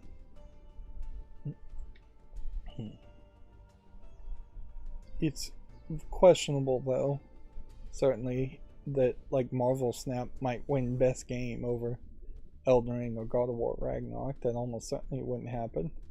And if like Vampire Survivors won, it would really just point to them giving the award to the most popular game at the moment. They have a category specifically for British games, and in that there's only 3 or 4 of these that I recognize, and the other couple of them are very small games. Debut game is an interesting category because that, I guess, means that this is the first game from that development group, which probably doesn't really mean that much. Inherently, you could make one game as a group of people and then change your name of your development company and then have another debut game. Like Steven Spielberg can have a Spielberg Productions, but inherently Steven Spielberg's debut movie is going to be the first movie he made, whether that was American Graffiti or something else. I'm not sure.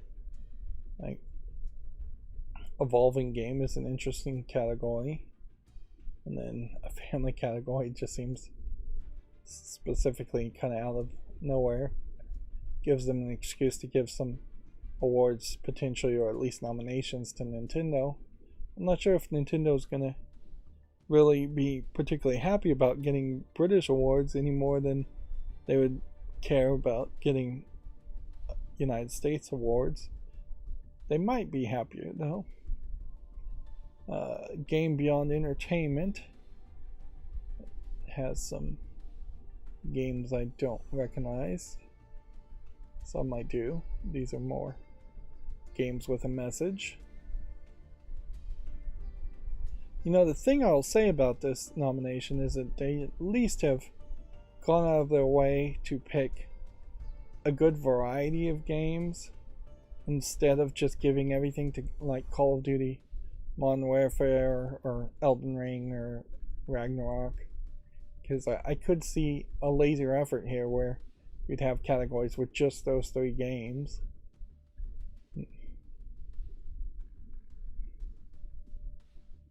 I believe this is probably the first year that BAFTA has given out awards for video games.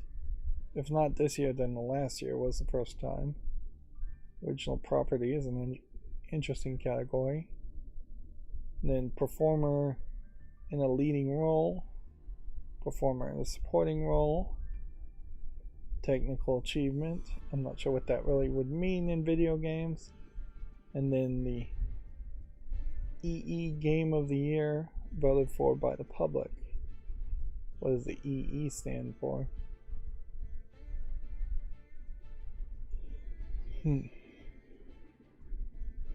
Yeah. It's a nice selection of nominations. Though most award shows not that diverse. Video Games Chronicle has a video of new Resident Evil 4 remake footage showing the Ashley stages and the Krauser knife fights. Let's see. I don't want to spend the time to watch it. Anyways, I've gotten into this mode in my mind at this point where I really don't want to see anything more around Resident Evil 4 unless they're going to show something totally new and reveal that there's new content, which would be weird, or a new gameplay mode or something like that. They actually put out a update to Resident Evil 4 on Steam that fixes some of the animations at 60 frames per second, which is just weird to even see an update show up at all.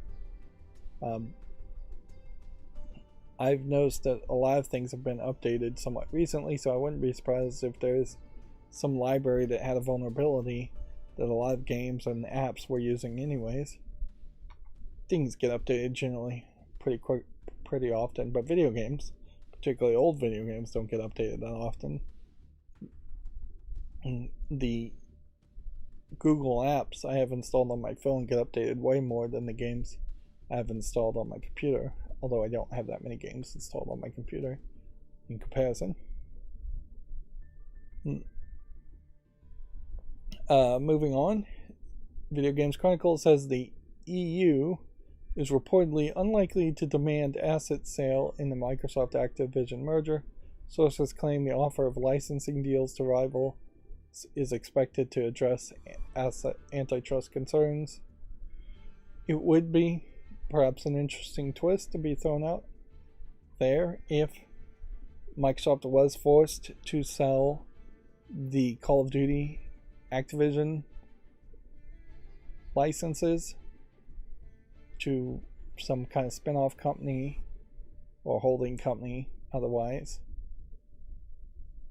It probably wouldn't even matter that much though. If Call of Duty was not owned by name, but Microsoft could get the employees that worked on Call of Duty, then they could just make a new game by a new name and say from the creators of Call of Duty. Or if it had to be a case where Activision Call of Duty titles and the employees who worked on those games had to be sold off to a holding company, I don't think Microsoft would really even care about that anyways. I still feel like it's mostly a red herring to be focused on Call of Duty. It would be impossible for the merger to go through and really mean anything though if they had to sell off all the Activision and Blizzard titles. If there literally was no game at all that they were acquiring in the acquisition, I don't see why Microsoft would go through with the merger acquisition. I don't know why they're even calling it a merger. It's not a merger of equals by any means. Microsoft is not going to become Microsoft Activision Blizzard. And that's definitely not going to happen. Yeah, I don't think Microsoft wants the employees, a lot of the employees. They probably want some of them, but they want the games. They want the technology and the code. Moving on, the Epic Games Store's next free title has been announced. Call of the Sea will replace Rise of Industry, which is currently free to claim. I don't recognize Call of the Sea. It looks a little interesting as a game. Well, this is an interesting twist. I guess we are just going to get articles from Video Game Chronicles promoting their podcast. And Video Game Chronicle podcast says Sleeping with Pokemon and with Jeff Gerstmann. So Jeff Gerstmann immediately showing up on the Video Game Chronicles podcast. I bet he's not going to become a permanent addition, but I wouldn't be surprised if he did. What is more interesting to show off here, as the guy who was supposedly in charge of Giant Bomb, he really has failed to make an interesting YouTube channel podcast by himself or make any friends and bring in that many people or get any press. And even here, if you look in the background of his image, which, yeah, look at what you're doing. I know he's taking care of a baby. I know he's in a tiny house or apartment, but he's got just baby stuff all over the floor, and the camera is focusing on that. In all fairness, the camera really should just be either fish-eyed somewhat to his head or zoomed in severely to his head. Anyways, nobody needs to see his t-shirt that much or his arms. Like, you could easily have framed this out to that resolution, or just clean up your background and set up a background in the first place. Even like ignoring the mess, this TV and the walls and this image is all just not an attractive background. Look, in comparison here, you have a nice little bookshelf, an old retro tube TV, a display case that is lit up. You have what looks like probably just blinds, although that might be LEDs behind the blinds. In the middle of the blinds, he's got a object of interest. He's got a nice little side table here. This might be a bed here, but it's well made. The coloring and lighting and just balancing is way better where his picture, and this is their screenshot they made, so this is like the best picture they could get. It's totally blown out and too bright in this corner. It's too dark in these corners. You potentially could pick up a reflection here showing something you don't want to. Then you look at this guy at the bottom here, and he's just blowing these two out of the water as far as it's seen. You've got a whole back wall here of dimly colored lit displays, different colored displays over here. You've got a light over here that maybe is a little too bright. Maybe it's a little too dark on one side and a little too bright on this side, but he's got this nice angled perspective instead of face on, which fixes the problem of a microphone just being right in the middle of the shot, at least. The microphone is framed way better. His head's bigger than these characters, where the camera is likely on top of a monitor and not zoomed in. He's got a whole camera on the side. I wouldn't be surprised if this guy has another shot we can show it on the other side.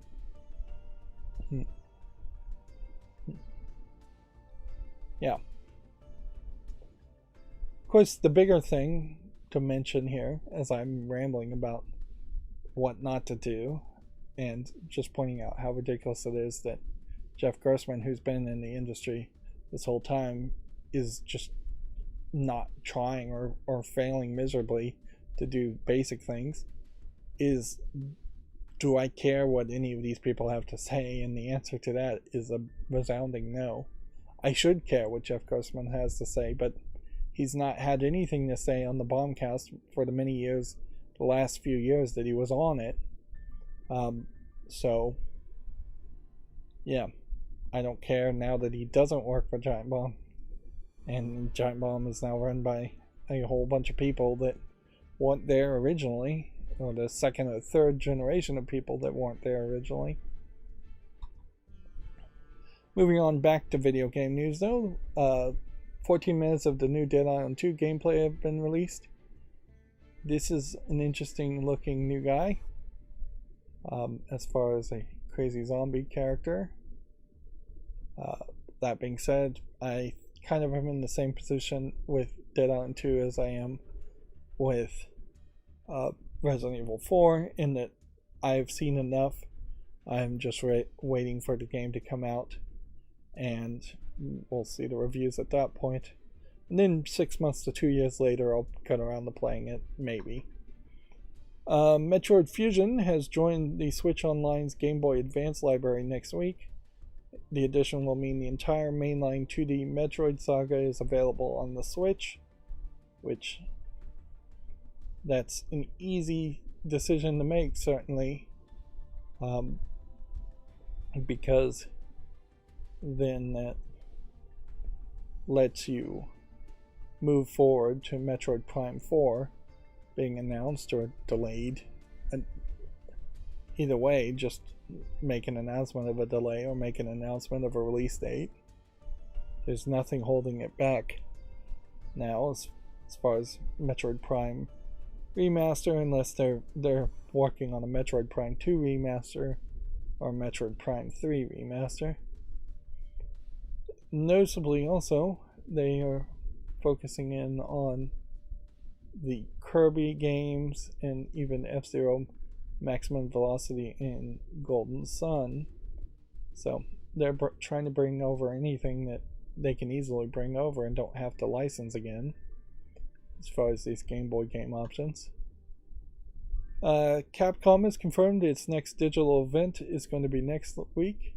Spotlight will feature news on Resident Evil 4, Mega Man Battle Network Legacy Collection, and more. This feels like this is in time with the Tokyo Game Show. Which, okay. We'll see what they have to say. And here's that story I was talking about. Square Enix is replacing the president, Yosuke Matsuda. Pending approval, the company wants to keep focusing on, quote, adopting ever-evolving technological innovations. I heard the claim was that it was to focus on more creativity and creative descriptions. That was the headline I had seen. But I don't really see a quote here. Here they're talking about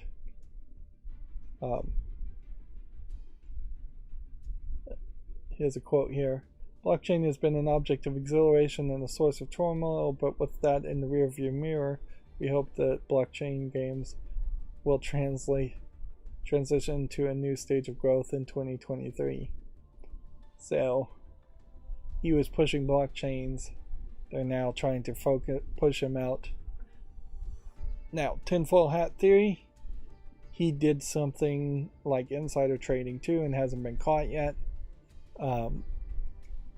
Or they just want to get rid of him because he's been the guy, the figurehead in charge at least, if not the actual person in charge, that has just run Square Enix into the ground and made terrible business decisions over and over again. Most recently, the Forspoken team being merged back into Square Enix and effectively shut down as an independent entity that would actually potentially make another game, and then certainly selling off its Tomb Raider franchise, which Video Games Chronicles really needs to just paint an X through here because they don't have Tomb Raider anymore. And so yeah, there's less and less they can really focus on. It does paint a picture as far as just does this potentially change the odds of getting another Nier game?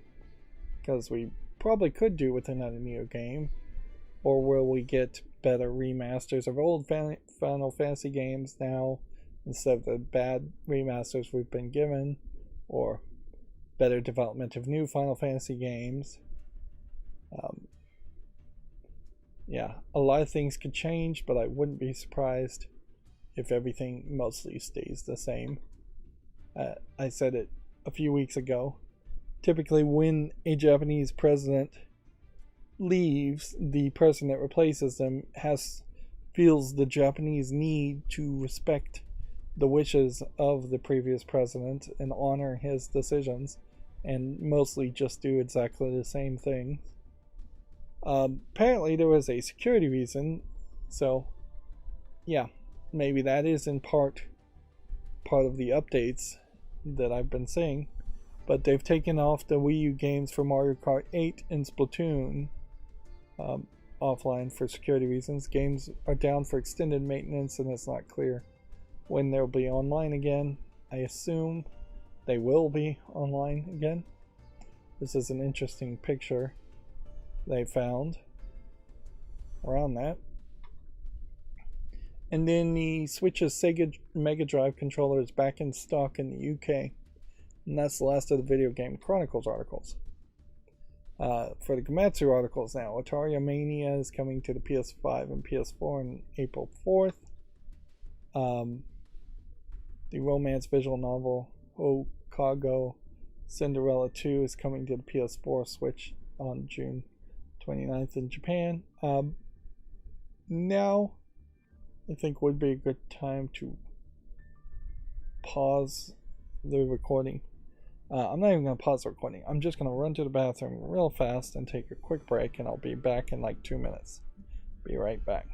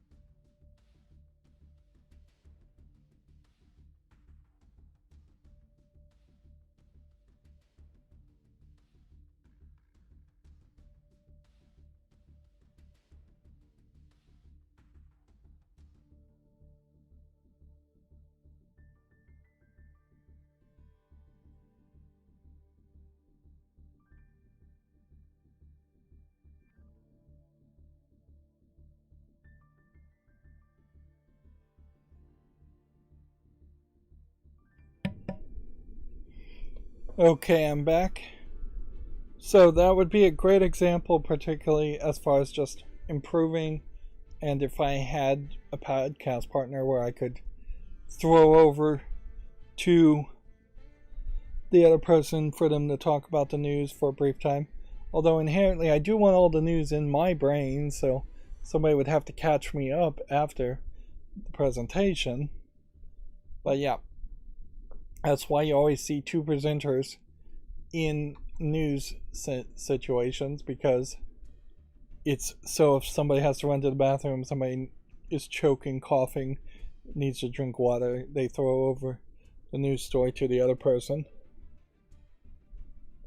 Or more often than not, they don't even throw over the next news story, they just skip over to the next news story the next person was already prepared to talk about, and then they come back to the list of the other person when they're available. So they just divide the load that way. Now inherently, for myself, with the weird schedule I have and the lack of consistent timings at which these streams happen, I would need potentially somebody on Discord that I could share screens with or something. And it would require a whole new level of thinking about collaboration, and it would need somebody that just has a ridiculous amount of free time and weird schedule themselves, that they would just be available at the drop of a hat to be the second chair or even the first chair of a podcast or a presentation like this. Moving on, Gamatsu says the romance visual novel Hatsuyuki Sakura is coming to Switch on June 29th in Japan. This feels like this is yet another moe visual novel. Yeah. And you can see, I wish I had the Pokemon anime picture to compare. I think I actually do. Yeah. Like, you can see the difference in style here, where it's longer necks, more stretched out, a little bit skinnier than here, where necks are a little bit shorter, a little bit shorter limbs. And this isn't even really that moe, and when you actually, even this picture draws the character longer but still not quite in the same style. This feels like anime cartoon for kids, whereas this is teenagers slash adult romance visual novel animation style, more anime style that you would typically expect, or adult late night anime style, mostly just anime style in general. Yeah, this really isn't anime style. This is something different, something probably fairly unique to Pokemon. A survivor-like auto shooter, Deep Rock Galactic Survivor, has been Deep Rock Galactic Survivor has been announced for PC. Which, okay. So now are we just constantly going to have Vampire Survivor clones? And they're just going to be called Survivors Likes? I guess we are. Alright, well,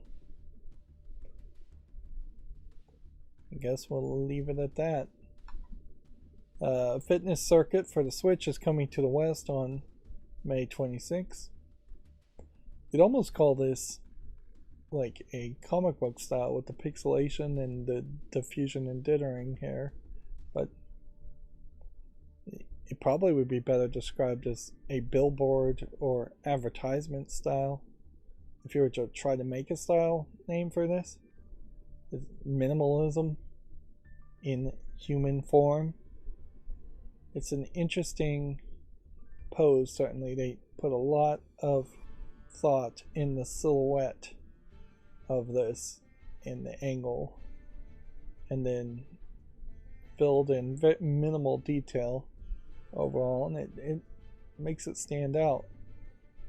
As for what the actual game is, looks like it's a collection of fitness mini games. Noticeably, it seems like you can build your character in this is a more traditional animation style compared to the cover. So the cover is probably just a standout art piece. Let's see, a social sandbox MMO called Pax Dea. I assume that's how you would pronounce that, or probably Pax Die, has been announced for PC. Playtest signups are now available. Let's see what this looks like. Looks like a fantasy game. Sounds like a medieval fantasy game. Not sure there's too much that they have to show at the moment.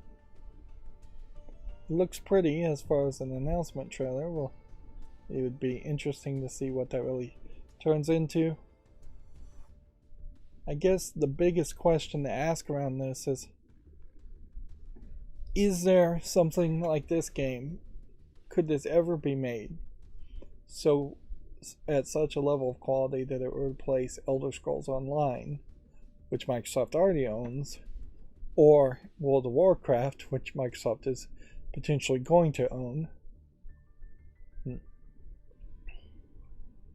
Yeah, and at a certain level, I just don't know if MMO as a concept ever should have succeeded in the first place, and it is just a correction that MMOs these days are not that popular because there's just not a single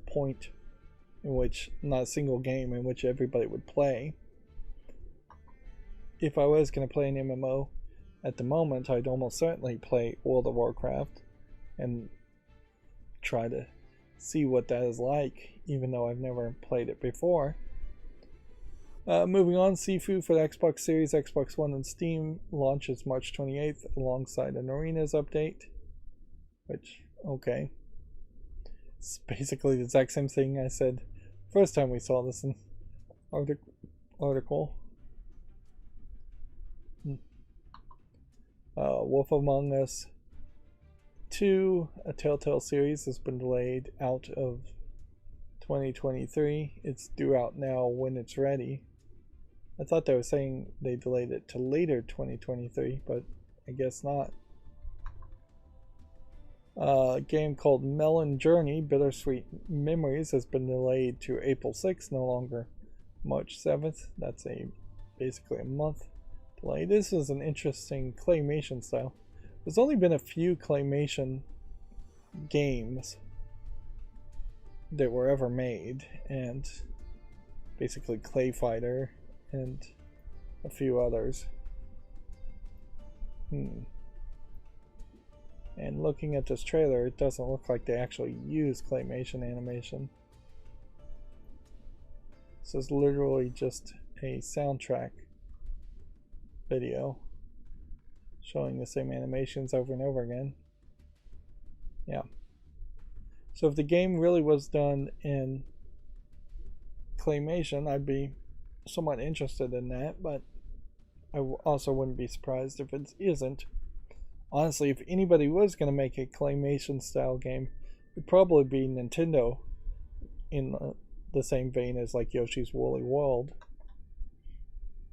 Kuro no Kisekai Legend of Heroes for PC is now available in Japanese with new features by PH3, featuring higher frame rate, enhanced autosave, Steam Deck optimizations, and more. PH3, I assume, is the porter of this game. They ported it to PC.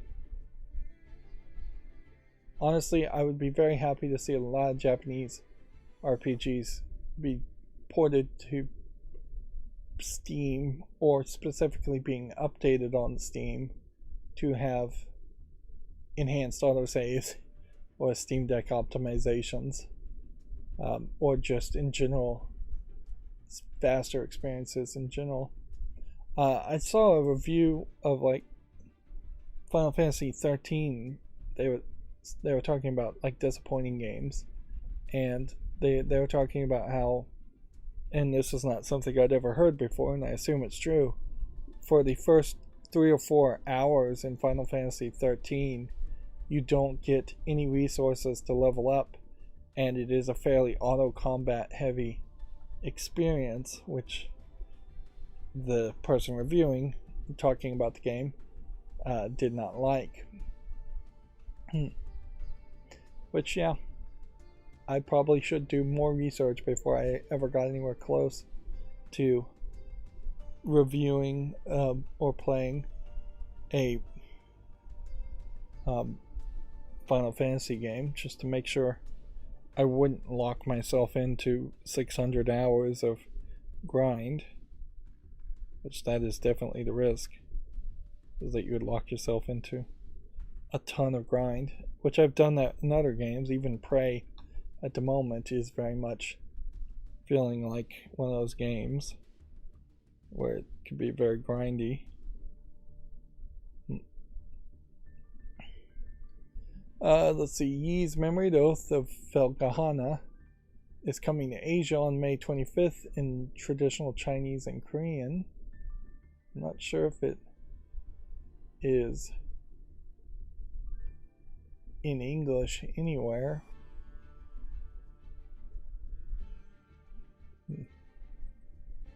Really wouldn't make a lot of sense for it to be in English before coming out in Chinese.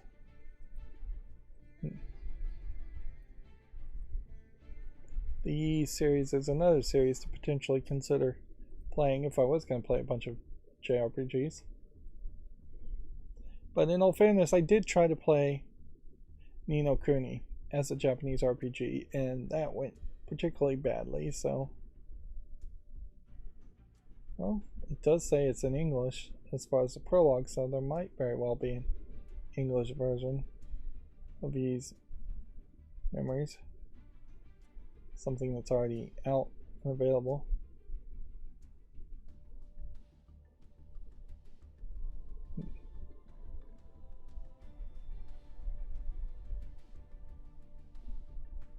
Let's see.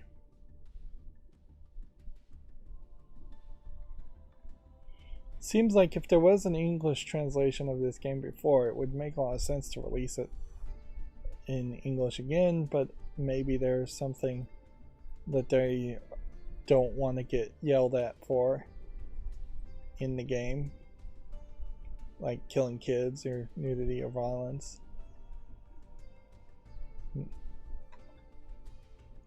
Moving on, Subway Midnight is coming to the Switch on March 16th, a horror adventure game currently available on PC. Let's see what it looks like on Steam. It's on my wish list.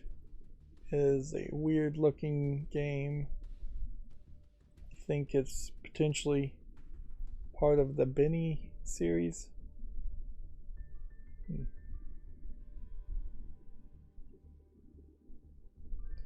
This is probably the kind of game that you would want to play if I had enough time to make multiple games or cover multiple games in October. Which honestly I don't even know if I'm going to stick with the idea of having a Halloween month and covering horror games specifically in October or not. In a lot of ways, I Prey, which I'm playing now, should be my October series, and it's not even that scary.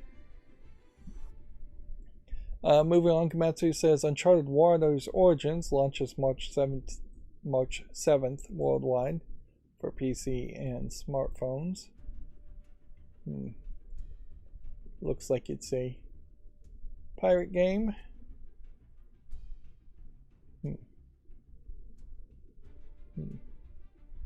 Looks like it's nice in its cinematic trailer, but I don't know for a second if that's really what this game is.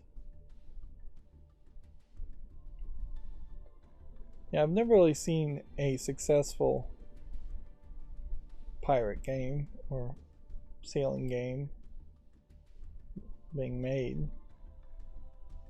Yeah. It's a turn-based RPG, strategy RPG. Is really what it is. So it looks nothing. It's nothing like what that trailer looks like. The reality is it looks like this, which is a completely different game.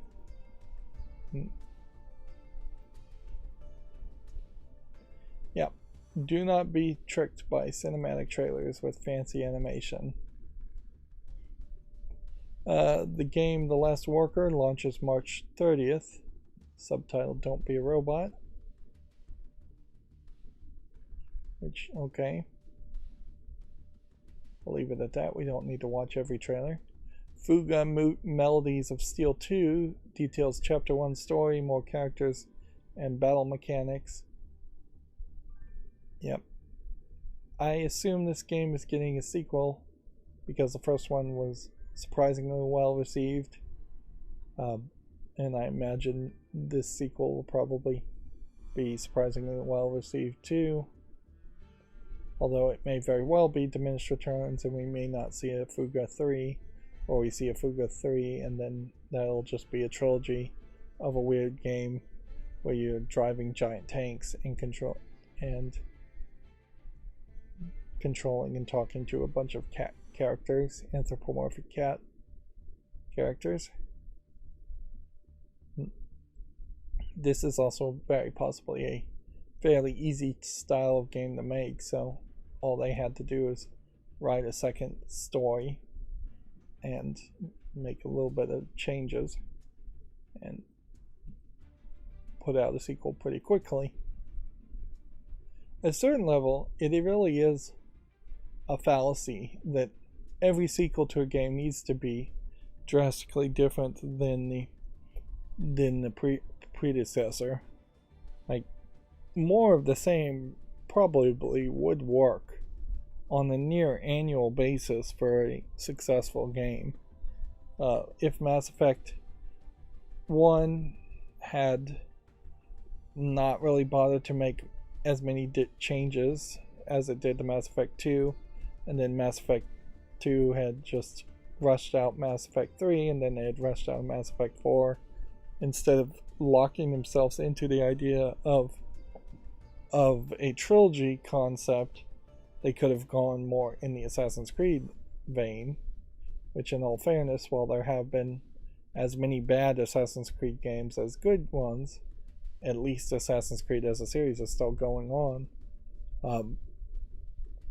Moving on, Clash Artifacts of Chaos has a night gameplay trailer, if you want to check that out. Apparently it's an action game. I'm gonna just leave it at that. Want to really rush here. The Famitsu sales have been updated. Kirby's Return to Dreamland Deluxe opened at 189,031 retail copies sold, putting it in the first spot.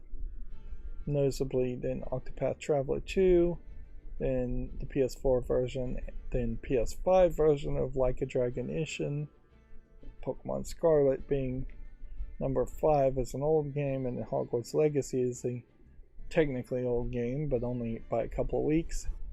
Then Octopath Traveler for PS5 is taking the 8th spot. Ark Survival Evolved for Switch as a new version taking the 9th spot. And then Octopath Traveler 2 for the PS4 taking the 11th spot. So the Switch version severely outsold it, the PlayStation 4 version and the PlayStation 5 version. Digimon World The Next Order taking the 13th spot. Arguably too busy of a week for selling video games in Japan, as there's a lot of competition. It's a little surprising that the PlayStation VR 2 Horizon Call of the Mountain even sold this high. If anything, that gives a shocking thought to high numbers of units being sold for the PlayStation VR 2 in Japan, which noticeably is not being listed here under hardware sales. So they've decided to not mention that. PlayStation 5 outselling the Switch OLED models, and really just catching up, I imagine. Overall, still seeing somewhat good numbers for the Xbox Series X, better than they have in the past at least. Overall lifetime numbers drastically different for different types of units. It's almost like now is the point in which the PlayStation 5 is actually being launched and released in Japan, because it's been so incredibly hard to get the PS5 up until this point. Mario Kart 8 Deluxe Booster Course Pass Wave 4 launches March 9th. I think we had already talked about that. Dead Island 2 and its 14 minutes of gameplay, we had talked about that. Resident Evil 4 Remake hands-on preview, gameplay, and screenshots. So here's the Jack Krauser fight, which definitely seems like it is taking place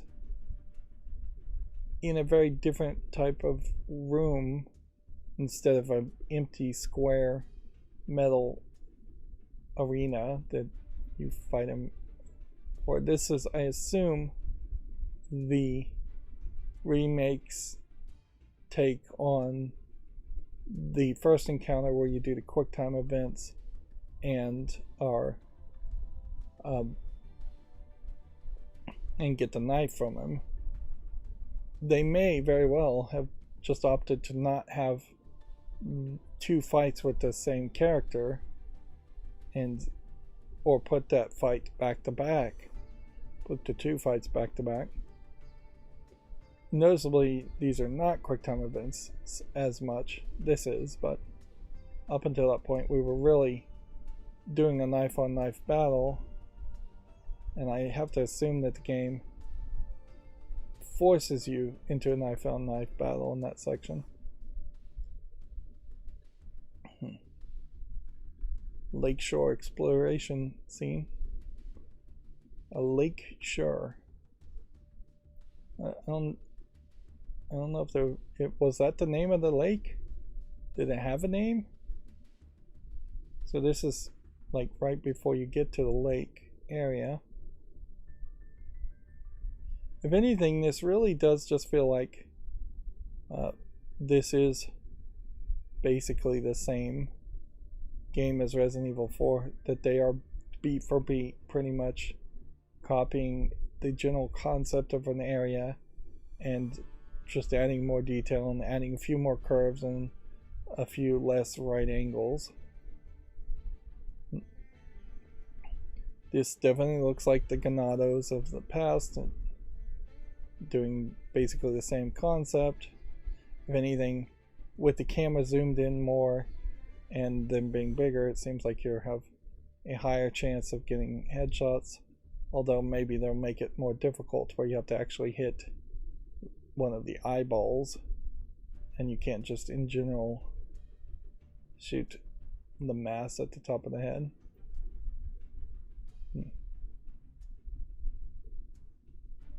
Let's see.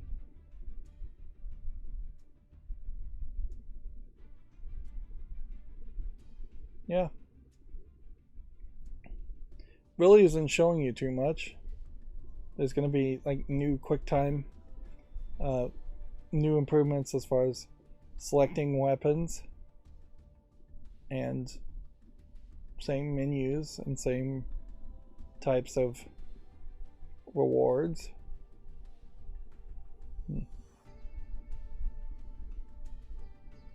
It's everything you would expect. Same kind of carrying inventory case. And then here's Ashley's sequence, which her sequences in particular are going to be the parts that are potentially going to be more frustrating or less frustrating, just depending on how it's built.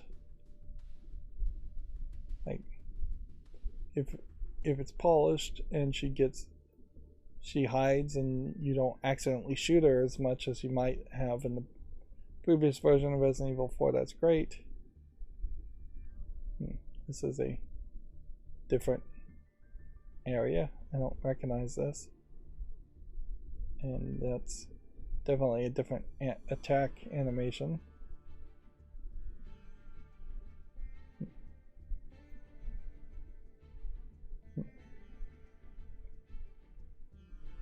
Salazar.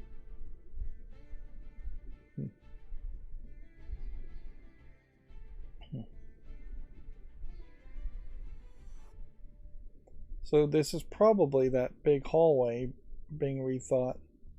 If anything, the remake here may make this less of a video game feel in a lot of areas, and the rooms might make more logical sense in the sense that they'll just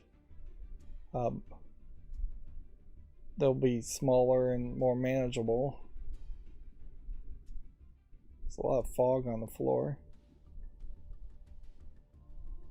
And destroying candles.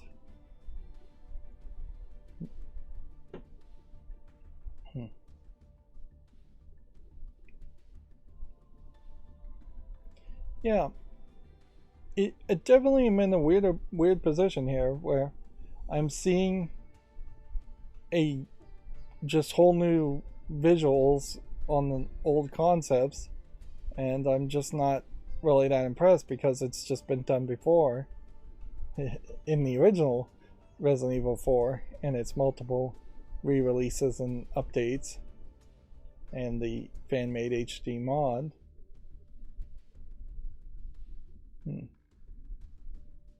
Yeah. I'm not seeing anything that is concerning here, per se. You can see the remake visuals of Salazar versus the childlike appearance of Salazar. It's more feminine and grotesque of Salazar here. Which is whatever. Things feel different visually. If you told me that this was an alternate reality, different universe of where the events of Resident Evil happened, but things were slightly different, and both stories still occurred, I would believe that as an idea.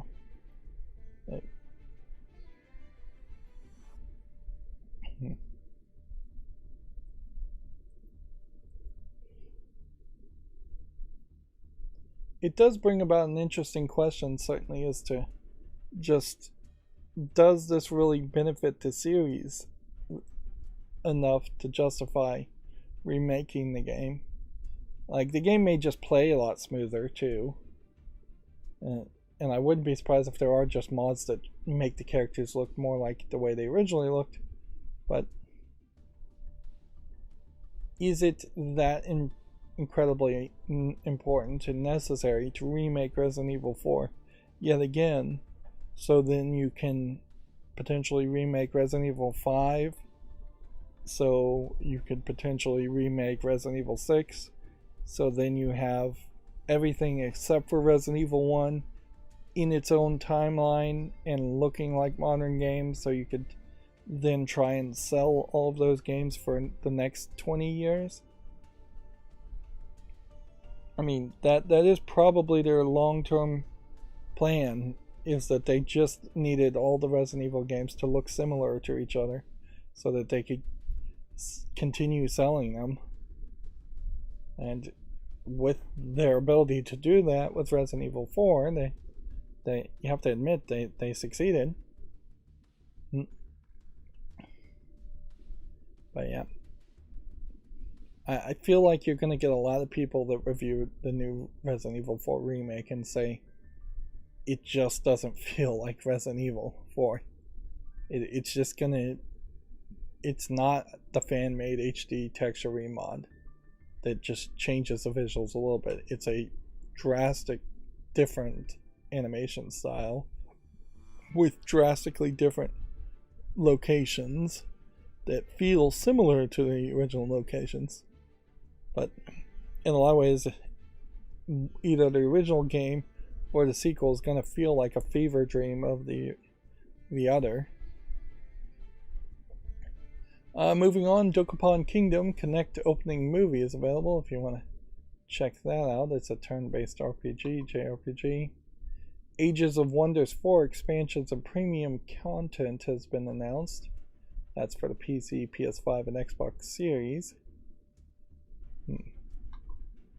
Game Boy Advance Nintendo Switch Online adds Metroid Fusion on March 8th.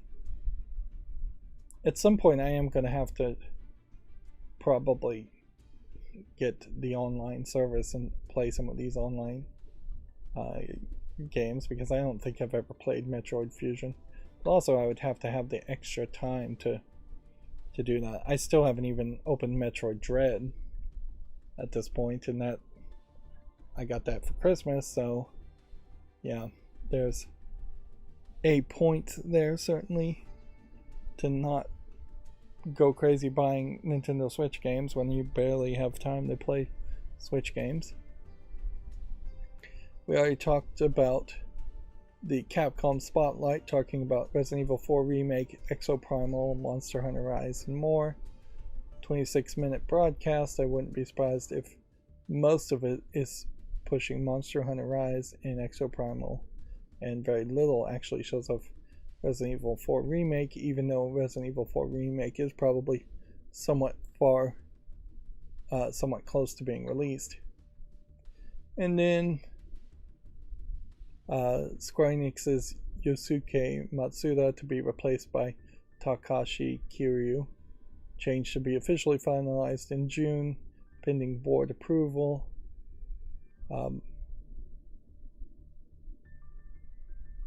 It doesn't seem to me like he's staying even within the company or on the board. Here you can see Takashi Kiryu is a younger looking guy than this guy by a little bit, but Asians really can be fairly good looking and well into their 70s and 80s. And so this guy could be, let's see, he's 48 years old, which is actually fairly young to take over. Let's see, what else has he been doing? He started as a general manager of corporate planning division, then he became chief strategy officer and executive officer, then executive officer of Square Enix Co. Limited as an incumbent. So I assume that means Square Enix Holdings Co. And Square Enix has a bunch of weird names that just confuses it. It's subdivisions and subcommittees and sub businesses. Chairman of the board of Square Enix China Co. Limited. Then he became the director of Square Enix Co. Limited as incumbent.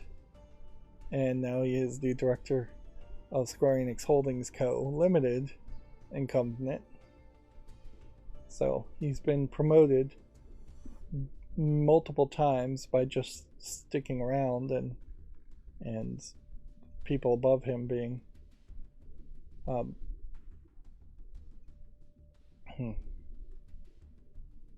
like leaving. The Nier Automata boss fight joke was the old boss, Yosuke Matsuda.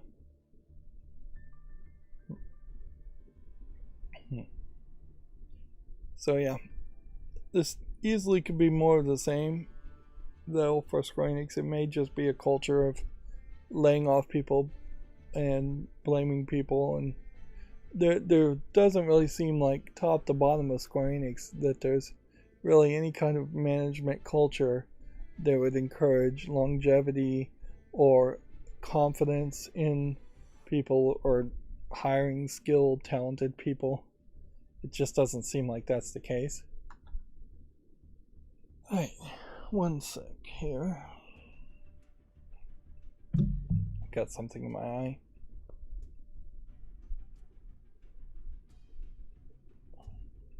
There we go. Alright, so now we need to go through the games on Steam quickly, if we can. Intro Poly doesn't look like anything. The Meme Hunter doesn't look like anything. Hot Head. Hot Heat Reset Chapter 1. Maze Action Game. I'm gonna give this a chance. Change to time. Like, do I really want to promote games like this?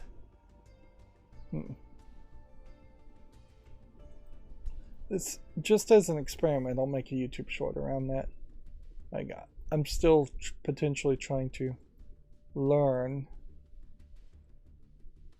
what looks like it might be good. Evolution Tale doesn't look like it's an interesting enough game. Escape First Alchemist.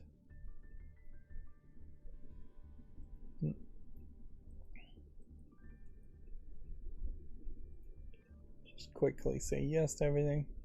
Now today is Friday, so at some point we probably would run into some adult games. We're still wondering, as it were, I'm gonna say no to this, if maybe we're not going to see any more of the anime style adult games because they're waiting up for the Tokyo Game Show.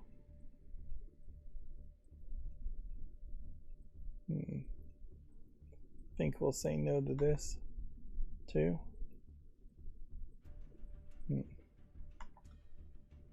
Elfheim is an adult game. Elfheim Chapter 1. Okay. And seems like you've got flat 2D, I would say anime fantasy feel to it, although I'm not sure this really is being done by a actual Japanese team. $4.99 English language only is an adult game. Is it a visual novel? Yes. It has something certainly nice as far as bright colorful backgrounds, bright colorful single solid coloration on the characters. Seems to me like everybody's into the adult stuff.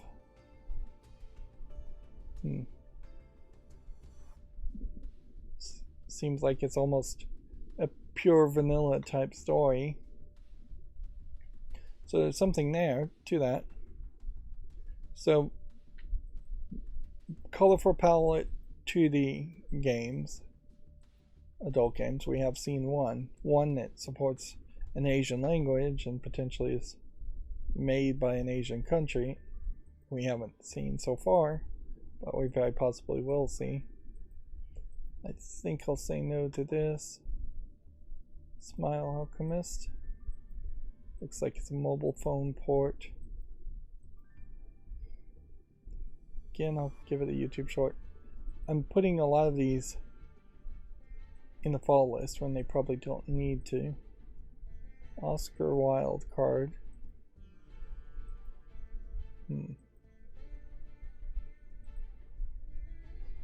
At a certain level, it kind of does feel like this is an adult game, isn't it? Yep. New Earth Saga of the New Gods. It does kind of seem to me like the idea is I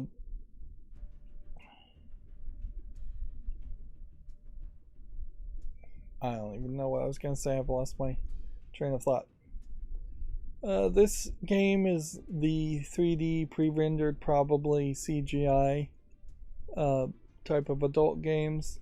Although, weirdly, I am seeing a lot of characters in weird positions and poses, non-sexual weird positions and poses. Just their necks are bent weird. They're in different poses. There's like one character that's dressed as a witch for seemingly no reason. Weirdly, there seems to be no actual nudity being shown here.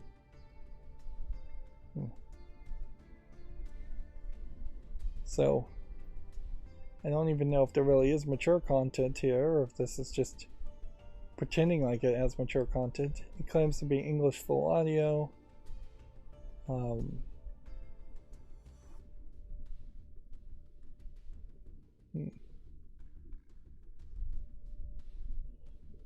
Yeah, it says it has adult content in it, but it has weirdly gone in the direction I really would have preferred all games to go as far as adult content, in which it's not showing anything, but it's going in such a weird direction in that way that it feels like there should be somebody who's topless here with a black bar over it. That's ideally what those screenshots should be in my mind, is that if it's an adult game, it should show that there actually is adult content, but not show the adult content and spoil it.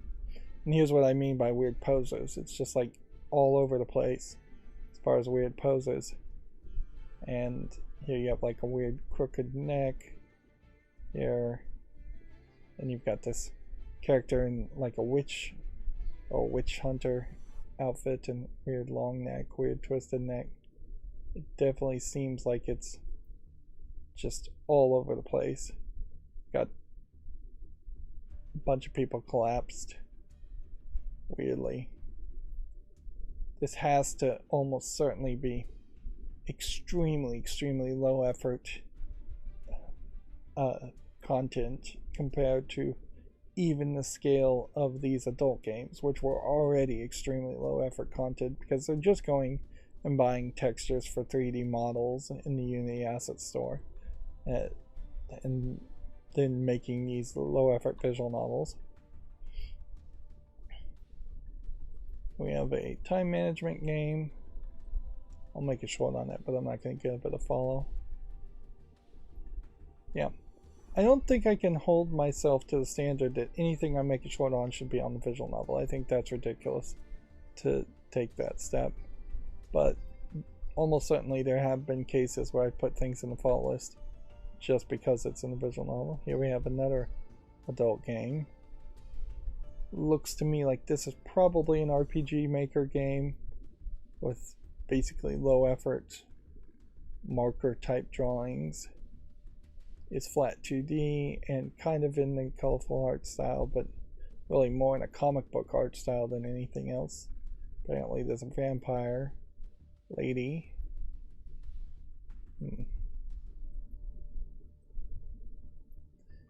In all fairness, I think it is worth mentioning that it is kind of a shame that this kind of art style and comic book adults art style, the heavy metal art style, back when they were making animated adult content in very small amounts and the internet didn't exist.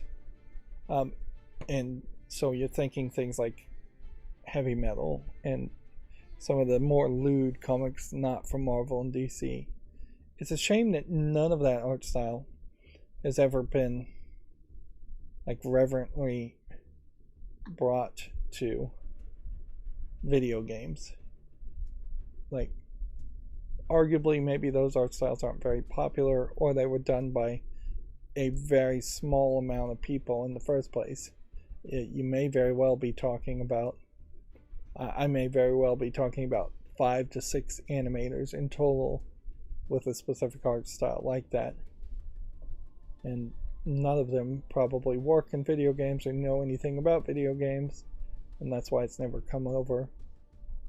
Um, but yeah, if you told me that there was a non-adult game that looked like Heavy Metal the movie, or if you told me that there was a adult game that looked like Heavy Metal the movie, that would be intriguing. Is this game intriguing as a shoot 'em up? A beginner-friendly bullet hell game. I do like the idea of them doing something with the sides more. I'll give it a chance. Alright, next we have a game called Hentai Sera, Sera. It's just a slide puzzle, and oddly, it is multiple anime girls in schoolgirl outfits being shown in states of undress and sexual poses, instead of one character just named Sarah. Now, what's funny here is this is exactly what Steam has said in the past that they did not want on their platform, is that they didn't want the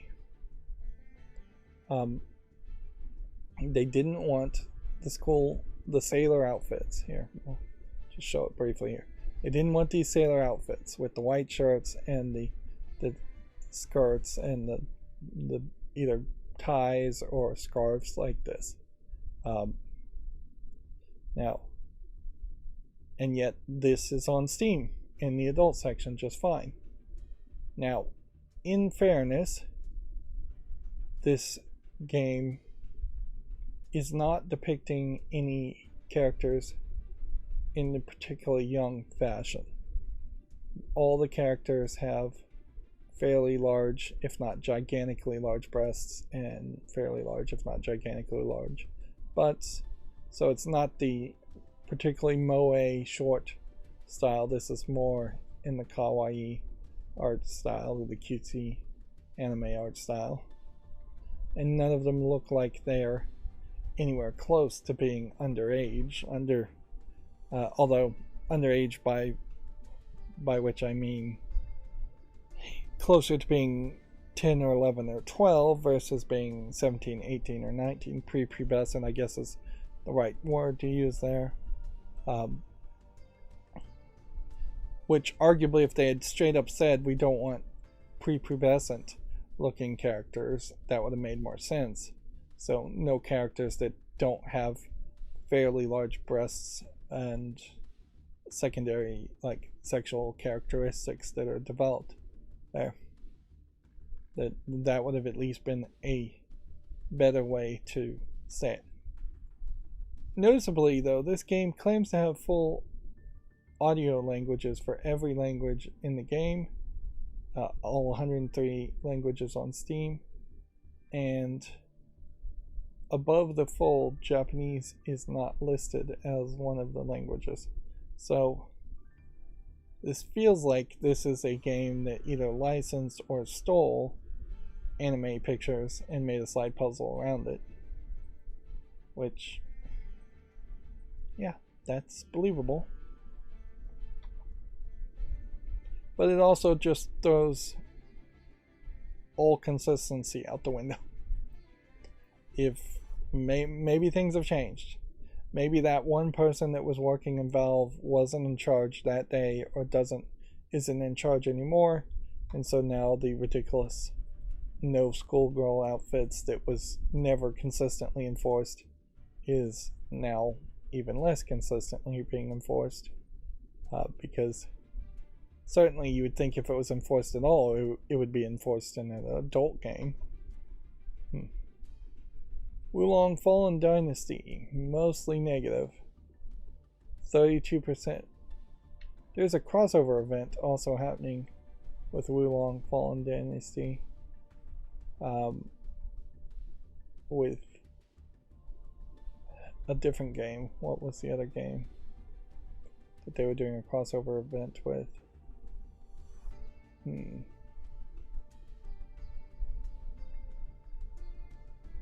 Not Neo, I don't think, but maybe it was Neo.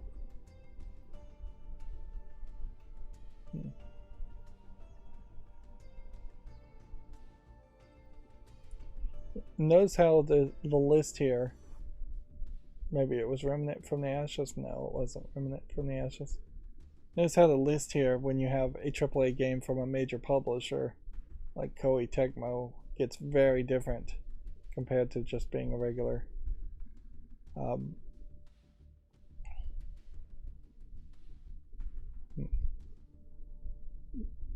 being a regular publisher. You don't get that same kind of comparisons.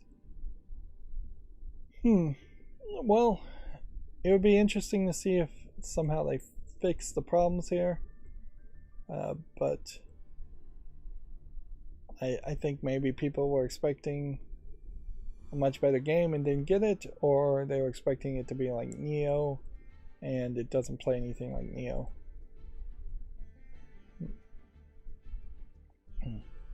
Let's see. Blimey, where's the optimization? Tons of people can't even launch the game. It's like serving a plate of raw meat to the customers, undercooked. Optimization for PC is needed. Current performance is too poor. Alright. So this is seemingly an example of the Wulong Fallen Dynasty game in Koei Tecmo, a Japanese company, just not bothering to optimize for PC and instead focusing on, I assume, the PlayStation 5, which will be intriguing to see what the reviews are for like the PlayStation 5. Trauma Broken Paradise. Is this an adult game? Game has 7 endings and 11 outfits you unlock by finishing it. This is not a jump scare horror game.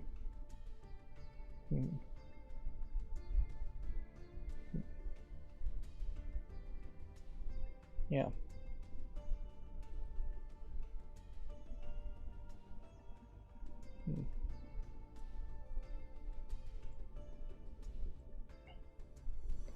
English, Portuguese, Brazil.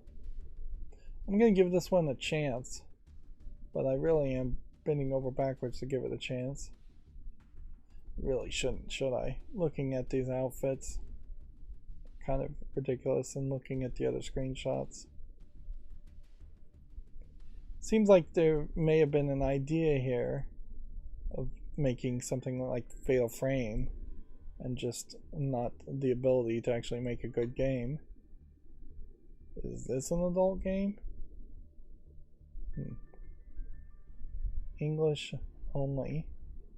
Again, this is like the 3rd or 4th game that has looked like an anime game and isn't supporting any Asian languages. Bella Automata looks like a visual novel, and here you have a very short looking character.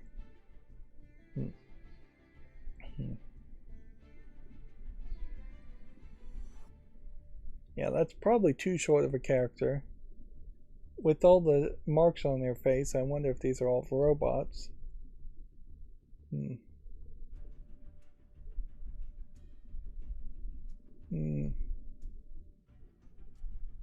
It's interesting looking characters, certainly, but that's about all I could say for it.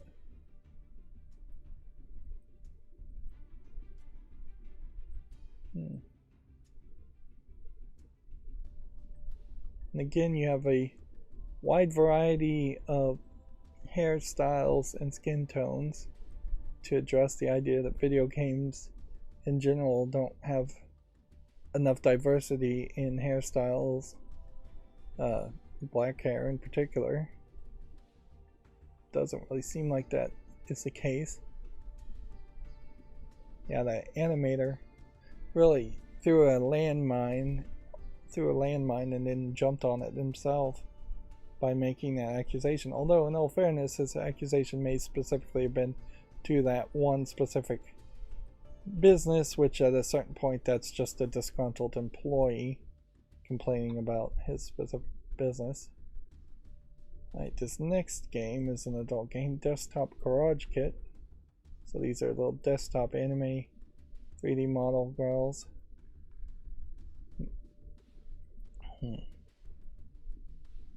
Well, this further confuses the situation, seemingly, because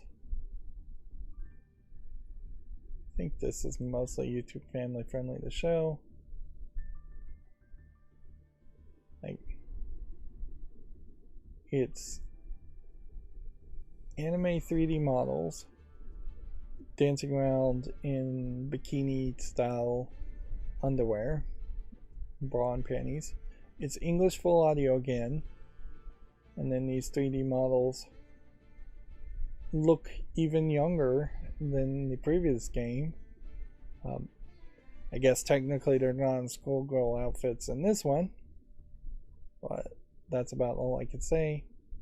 Seems like they also show up on soda cans, which seems to not really make that much sense.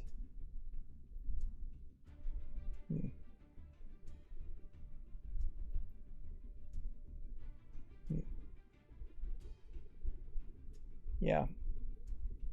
If anything, I imagine this is supposed to just be your background. They should have just designed a simplistic black background to show off what the actual app does. It's just a desktop character.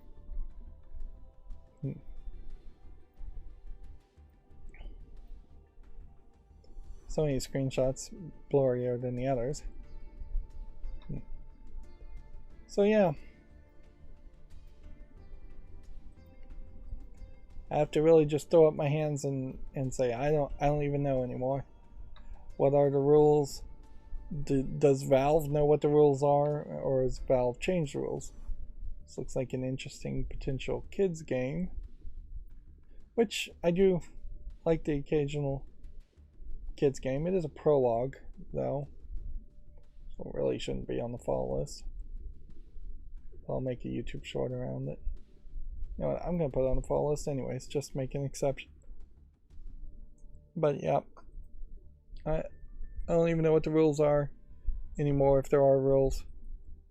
Which I'm fine if they want to get rid of rules too. If they want the adult section to basically be a no holds bar, we'll allow anything and everything, that would be fine. It is important to mention that the US Supreme Court is listening to this Section 230 of the Digital Millennium Copyright Challenge, and it looks like they're going to uphold the current status quo. But if they didn't, then there potentially would be a major change as to how Steam was run, but it wouldn't be anywhere as major as how Google or YouTube was run. Would be really crazy if those kinds of changes happened. But if the status quo is maintained, that's not really the best reason for Valve to all of a sudden allow anything and everything on their adult on their storefront, but that's what they've been doing in the past. So if they were just consistent, nobody could really complain.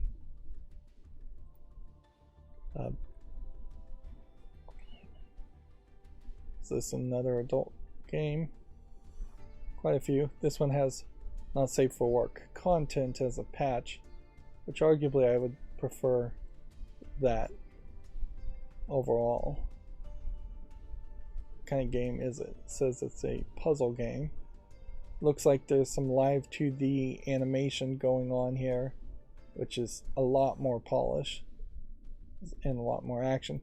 It's hard to tell a lot of times whether that's what you get or whether you get just a static image when you're looking at screenshots with static images. Seems to be a collection of characters in different environments, and then looks like it's cut to rope, which you don't see a lot of that, honestly. A lot of cut to rope clones. Surprisingly, once again, Japanese not in the top above the fold. It's like these all feel like these are anime-like style games not made by a Japanese animator. In this case, I can see from the animation style it probably wasn't a Japanese animator doing it. It is really a shame that people in the United States, Westerners in general, just don't have a visual culture of their own to lean heavier into. But in the end, anime has just become ubiquitous, and when you look at like the wide variety of animation styles in Nickelodeon and Cartoon Network shows, you can see there's really no consistency there. Usually most of those shows on Nickelodeon and Cartoon Network look terrible, like Orc Chambers DX. I'm gonna say no to that. Courier Chef Tycoon. Say no to that. Here we have another adult game. Tune in the show. I suppose these streams would get a lot shorter too if I went back to censoring this. So Tune Into the Show is a 3D model, CGI characters, multiple girls, multiple interactions. I assume it's a visual novel. Yes, it is.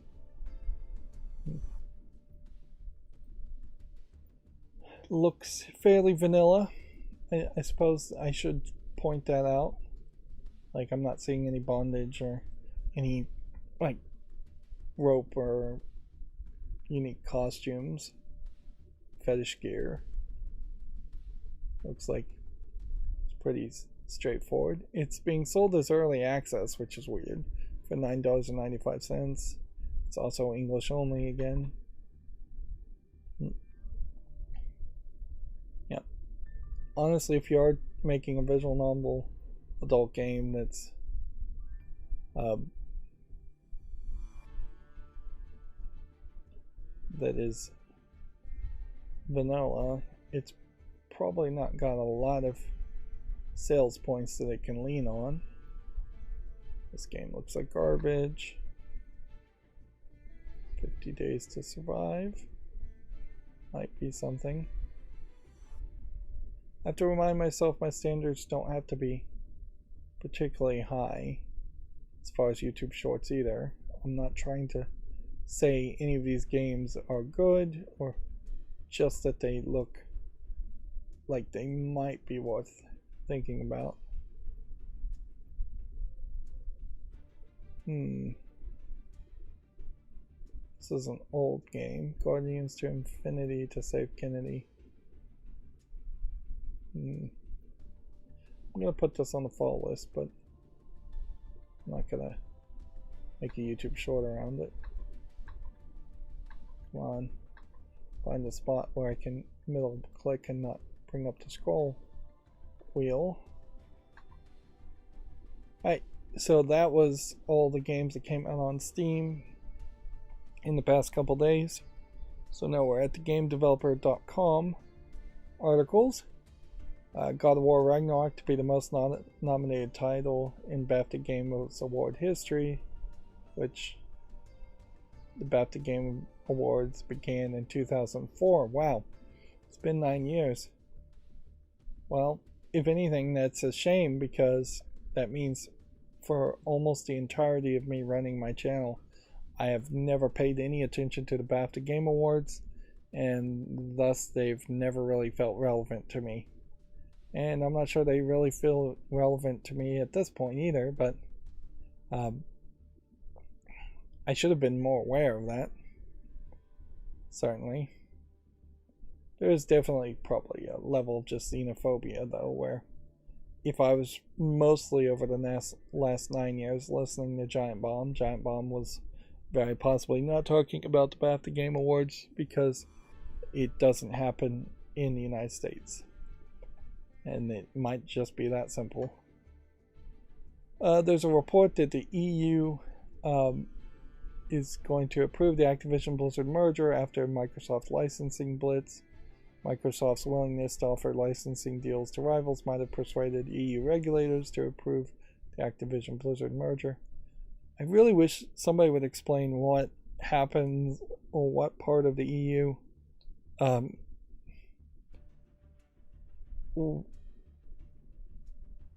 gives them any authority at all. What offices of Activision Blizzard are in the European Union? You know, come to think of it, I could probably just search that, couldn't I? Let's see if we can do this.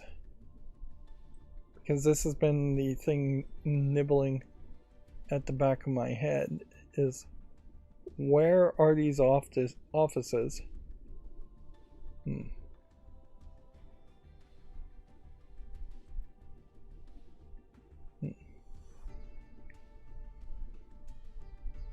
Let's see.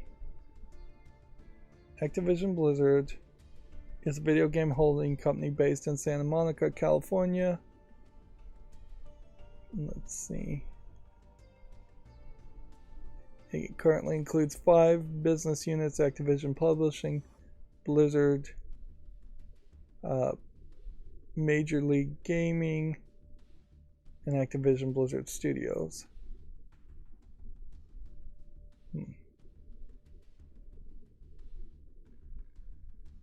Okay. So let's just go through each subsidiary here.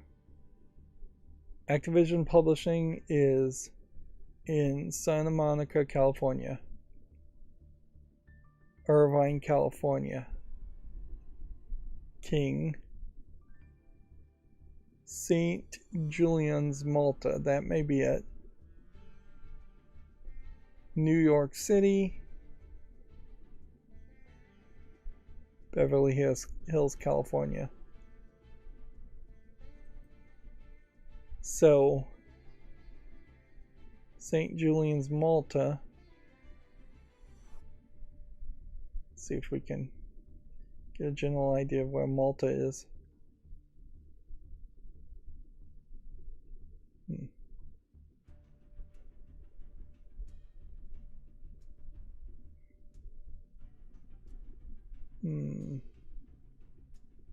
Malta is a country. It's right there. There we go. So,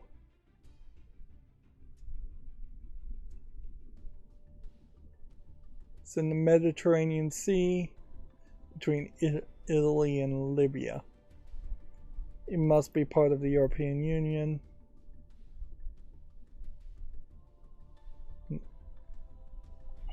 Yes, it is. So,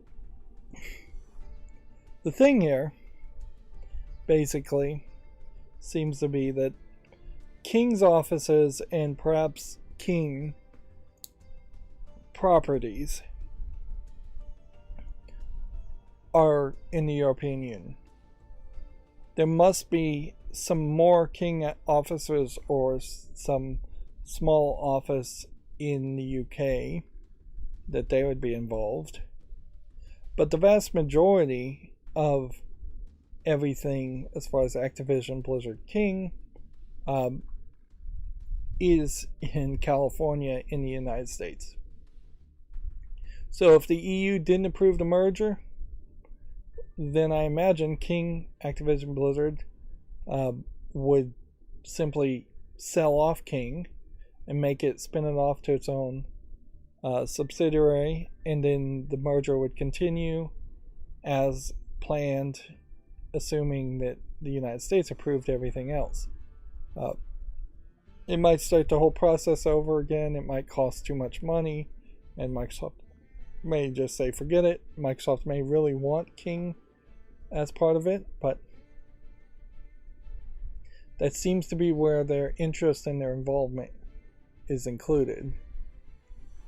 But it also certainly paints a picture as to why the EU might very well approve the Activision Blizzard merger, in the sense that they probably don't have that much teeth to it in the first place. If the EU didn't approve the merger and still Microsoft was able to force through a merger of some sort, there may not be that much teeth, or it may not be that easy for the EU to then immediately try to punish this new merged Microsoft in some other way. In particular, the European Union, for better or worse, whether you agree with it or not, has done a really good job about being obvious and interested in protecting European interests and European businesses. Has that led to better European situations for the workers? I don't know. Like, I would say ask a European. I think inherently the European Union has a difficult situation in which it's geopolitically in a bad spot, where it's having to deal with a lot of refugees and a lot of conflict and war, the invasion of Ukraine in particular, and has always just been in kind of that bad spot. So they can't 100% just focus on making a better situation for their workers. I think generally most European countries do have pretty good situations for their workers compared to the United States, where the workers are treated like trash and corporations are allowed to make as much money as possible for the rich oligarchs in the United States, but that money does not trickle down to any fictional middle class, or definitely not the lower class. Anyways, moving on. Capcom is going to end Resident Evil 7's cloud rental service in May. Players who have a voucher for renting Resident Evil 7's cloud version are advised to redeem it ASAP. Where were you even doing the cloud rental? On the Switch? Yeah, the Nintendo Switch version of the game.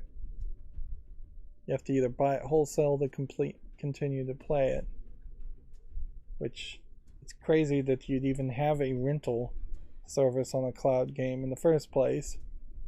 That definitely feels like something that Nintendo and game developers shouldn't even bother with.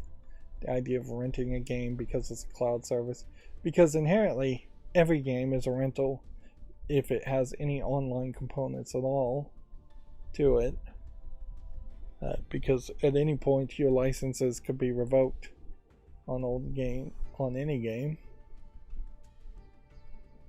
Moving on, a Dead by Daylight film adaptation is in the work from Blumhouse and James Wan, or James Wan.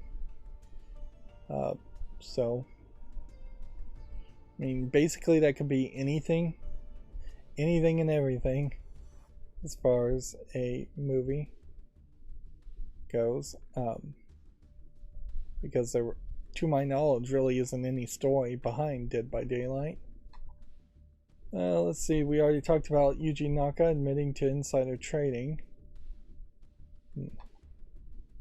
Let's see, and then we already talked about Square Enix replacing the long-serving president.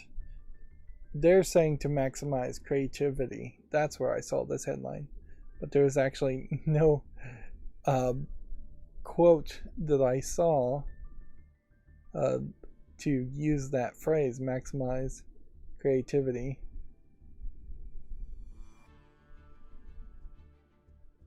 Yeah, there's a whole quote here, and the phrase maximize creativity is not in this. Here it is. Talk about quote mining. Under the rapid change of business environment surrounding the entertainment industry, the proposed changes intended to reshape the management with the goal of adopting ever-evolving technological innovations and maximizing on the creativity of the company's group in order to deliver even greater entertainment to its customers around the world. Just a ridiculous long run-on sentence there.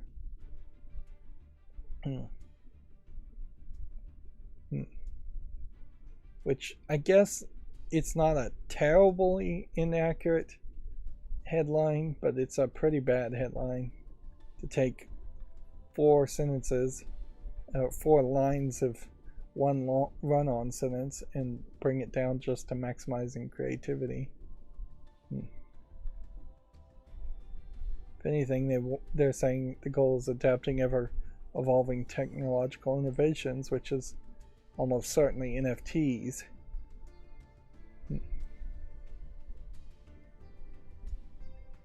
Let's see, Final Fantasy 15 and Marvel Avengers were games that came out during the old president's reign. He also sold off Crystal Dynamics and Eidos Montreal, and he began exploring the world of blockchain games. Let's see. A U.S. representative could legislate to challenge game companies over online harassment.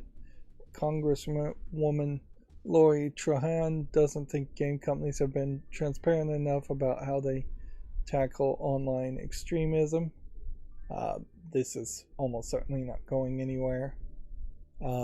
As far as a political story, if anything, video game companies in general have been very, very loud spoken about how they've combated toxic player bases, as they call it, for a whole variety of reasons, let alone just extremism. There's also there's a proposed Florida bill where anybody talking about or reporting on the Florida, I think, governor they're proposing that they would have to register with the state. Basically, register yourself for further scrutiny, which that definitely would not be constitutional by any means, to say you have to name names or list yourself before you have the right to free speech and report on newsworthy topics such as a politician and what a politician is saying. DeSantis, the Florida governor, also made claims that he would directly be in control of the Disney creative teams and Disney creative content, because he took away the Disney World special district permissions, which, in fairness, Disney World shouldn't have been able to run its own government as a special district in Florida anyways, but the truth is all the creative decisions are done in LA and Disneyland. Yeah. So, yeah, you're not going to start seeing Disney Plus content change because of DeSantis, at least. If you do see it change, it's going to be against him. Moving on, we've got some YouTube follow lists to clean up. Let's look at this. This doesn't look terrible as a VR game, but honestly at this point I have pulled the trigger and I'm willing to get rid of all VR games from the follow list. Cosmo Player 0 just came out, so I need some more time. No, it came out a year ago. I should have taken it off the follow list.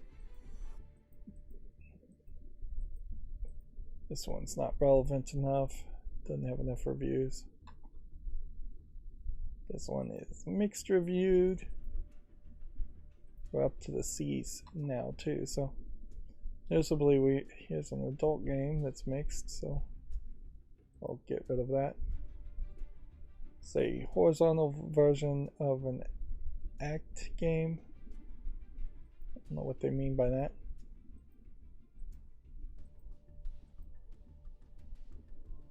%46 positive. What's the adult content in here? General mature content, foul language, sexually suggestive content. So it doesn't even look like there's actually that much adult content in it.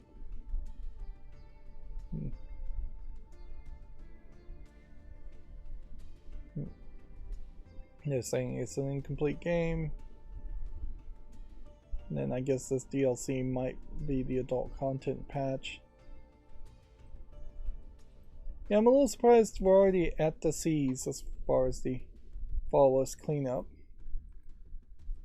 Corpse Party Remake 2021. Put that on the wish list. Horror game, psychological horror game. This is a more 90s anime style, but here you have a horror game where all the victims are anime schoolgirls and school guys. The thing about Corpse Party in particular, though, is that I think Corpse Party is a side game from...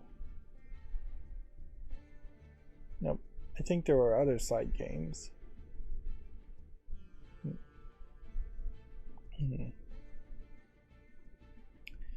Here's a great example of where Steam has kind of failed us too, is that they're including a English only PDF, like art book, and there's no real way when you launch the game to see that, or there's no way to see that content in your library per se. Like, Steam has just never really allowed for those kinds of extras to be presented in a good way. Soundtracks are the same thing. There's several games I have that have soundtracks that I am not even aware of, I'm sure. Corpse Keeper is still early access. It's mostly positive as far as a fighting game. Action strategy roguelike. Or roguelite. Not a fighting game. Corpse Factory. There's going to be multiple games with corpse in the name. Another very positive visual novel. In all fairness, I'd say at least a third of all the good visual novels are psychological horror games of some sort, because you can tell those kinds of horror, psychological horror elements better as a visual novel and keep the player on track. Whereas if you gave the player more control to run away from a scary event, they're going to do that. There is a VR game that is going to use the eye tracking in the PlayStation VR 2 to adjust for the fact that if you try to run away or close your eyes, the monsters will jump to closer.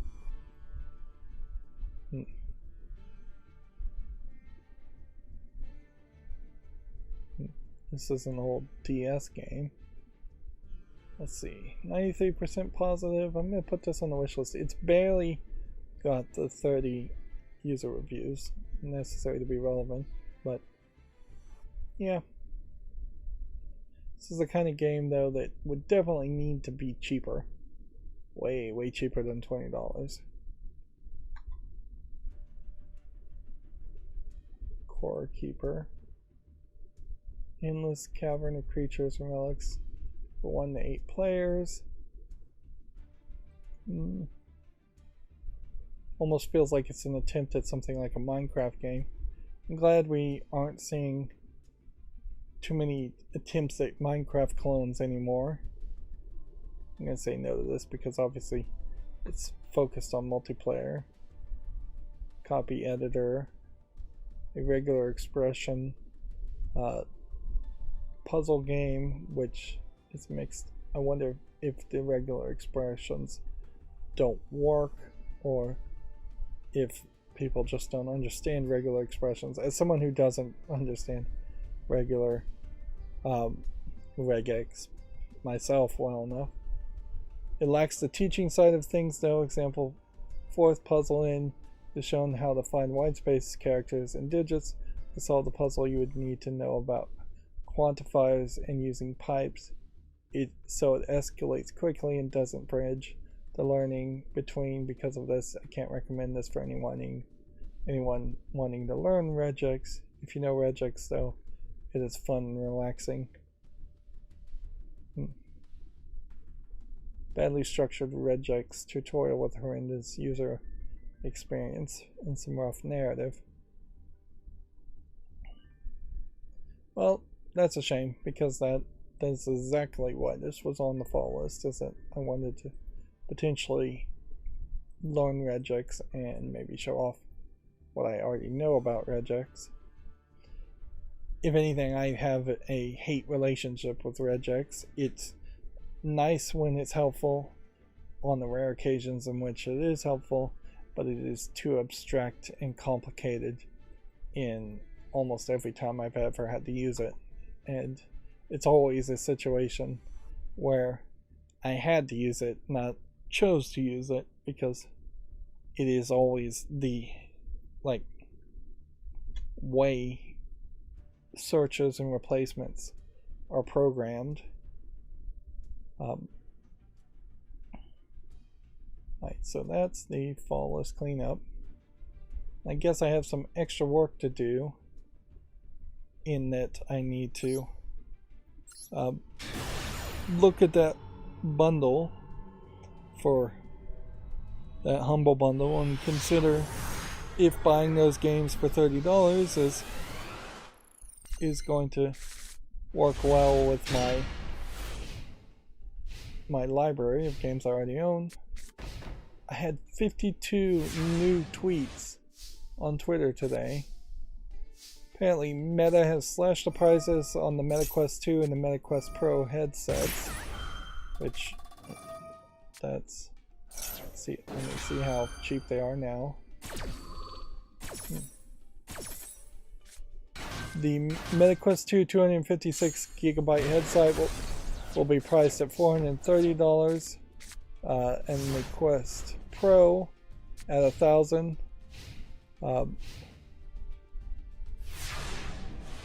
Back in August of 2022, both versions of the Quest 2 went up in price by $100, which had the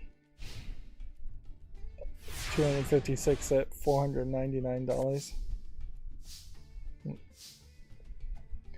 I don't feel like that qualifies as slashing the price per se, though. They've lowered the prices, sure, but slashing implies a significant reduction in price. In the same way that if I got a paper cut, I wouldn't say I slashed my finger open, but if I took a sword to the chest, I would say I was slashed at that point. I know I started a little bit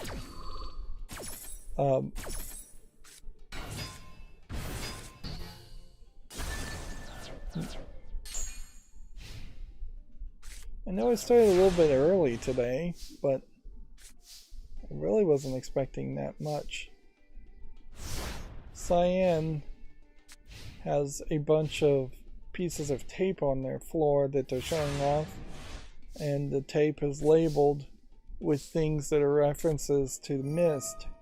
So I have to assume that they are reshooting footage, live action footage, or 3D scanning, 3D modeling footage for some Myst remake. That would be my assumption, not a new Myst game. Although they could certainly do a new Myst game. If they wanted to, they could make a Myst 3 and just ignore the events of the original Myst 3.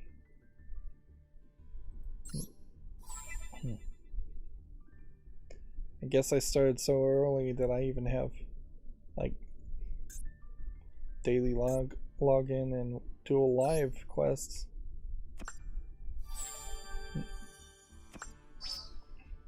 Which maybe that makes an argument that I should play some stuff off screen. I don't think I would do that today though. And yeah, probably a good point where I could do some more solo missions if I was going to do that, but I won't do that either.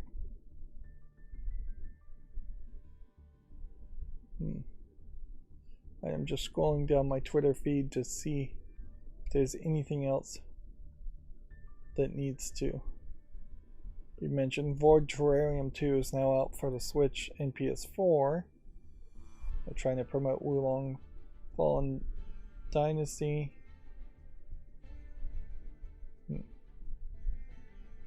Let's see.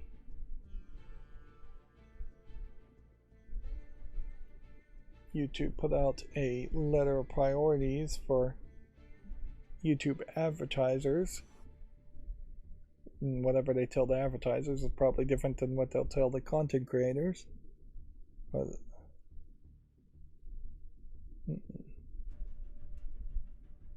alright.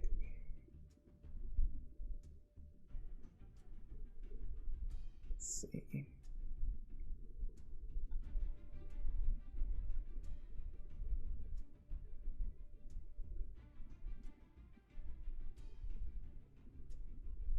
I'm going so quiet I can hear my ceiling fan rattling back and forth.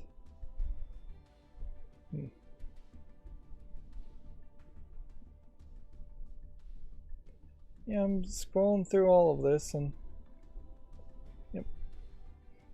Even though I had 52 new tweets, literally none of it was worth talking about. But that is probably a statement that Twitter is perhaps getting back to some normalized pace of people tweeting on it, despite the fact that Elon Musk seems to be still doing some crazy things, firing people at a certain point. Though I don't know if he's fired so many people and Twitter has not burst into flames yet, so it feels like he probably fired the right people at that point. And you know what? I wouldn't be surprised, even though, like, in the last round of firing people, that there was, like, a DDoS attack on Twitter. I wouldn't be surprised if that's literally the employees DDoSing their former employee. Which, I mean, it's illegal and extremely dangerous to do that, but I would have to kind of applaud that. If you got laid off unfairly, or you felt you were laid off unfairly, you probably should sue people, but I wouldn't be upset with people being a little bit more spiteful to their crappy employees. Of course, that is very much the eat the rich mentality. That's not really legal because the rich make the laws, but whatever, leave it at that. That's going to be it for this stream. I'm shocked at how long this went.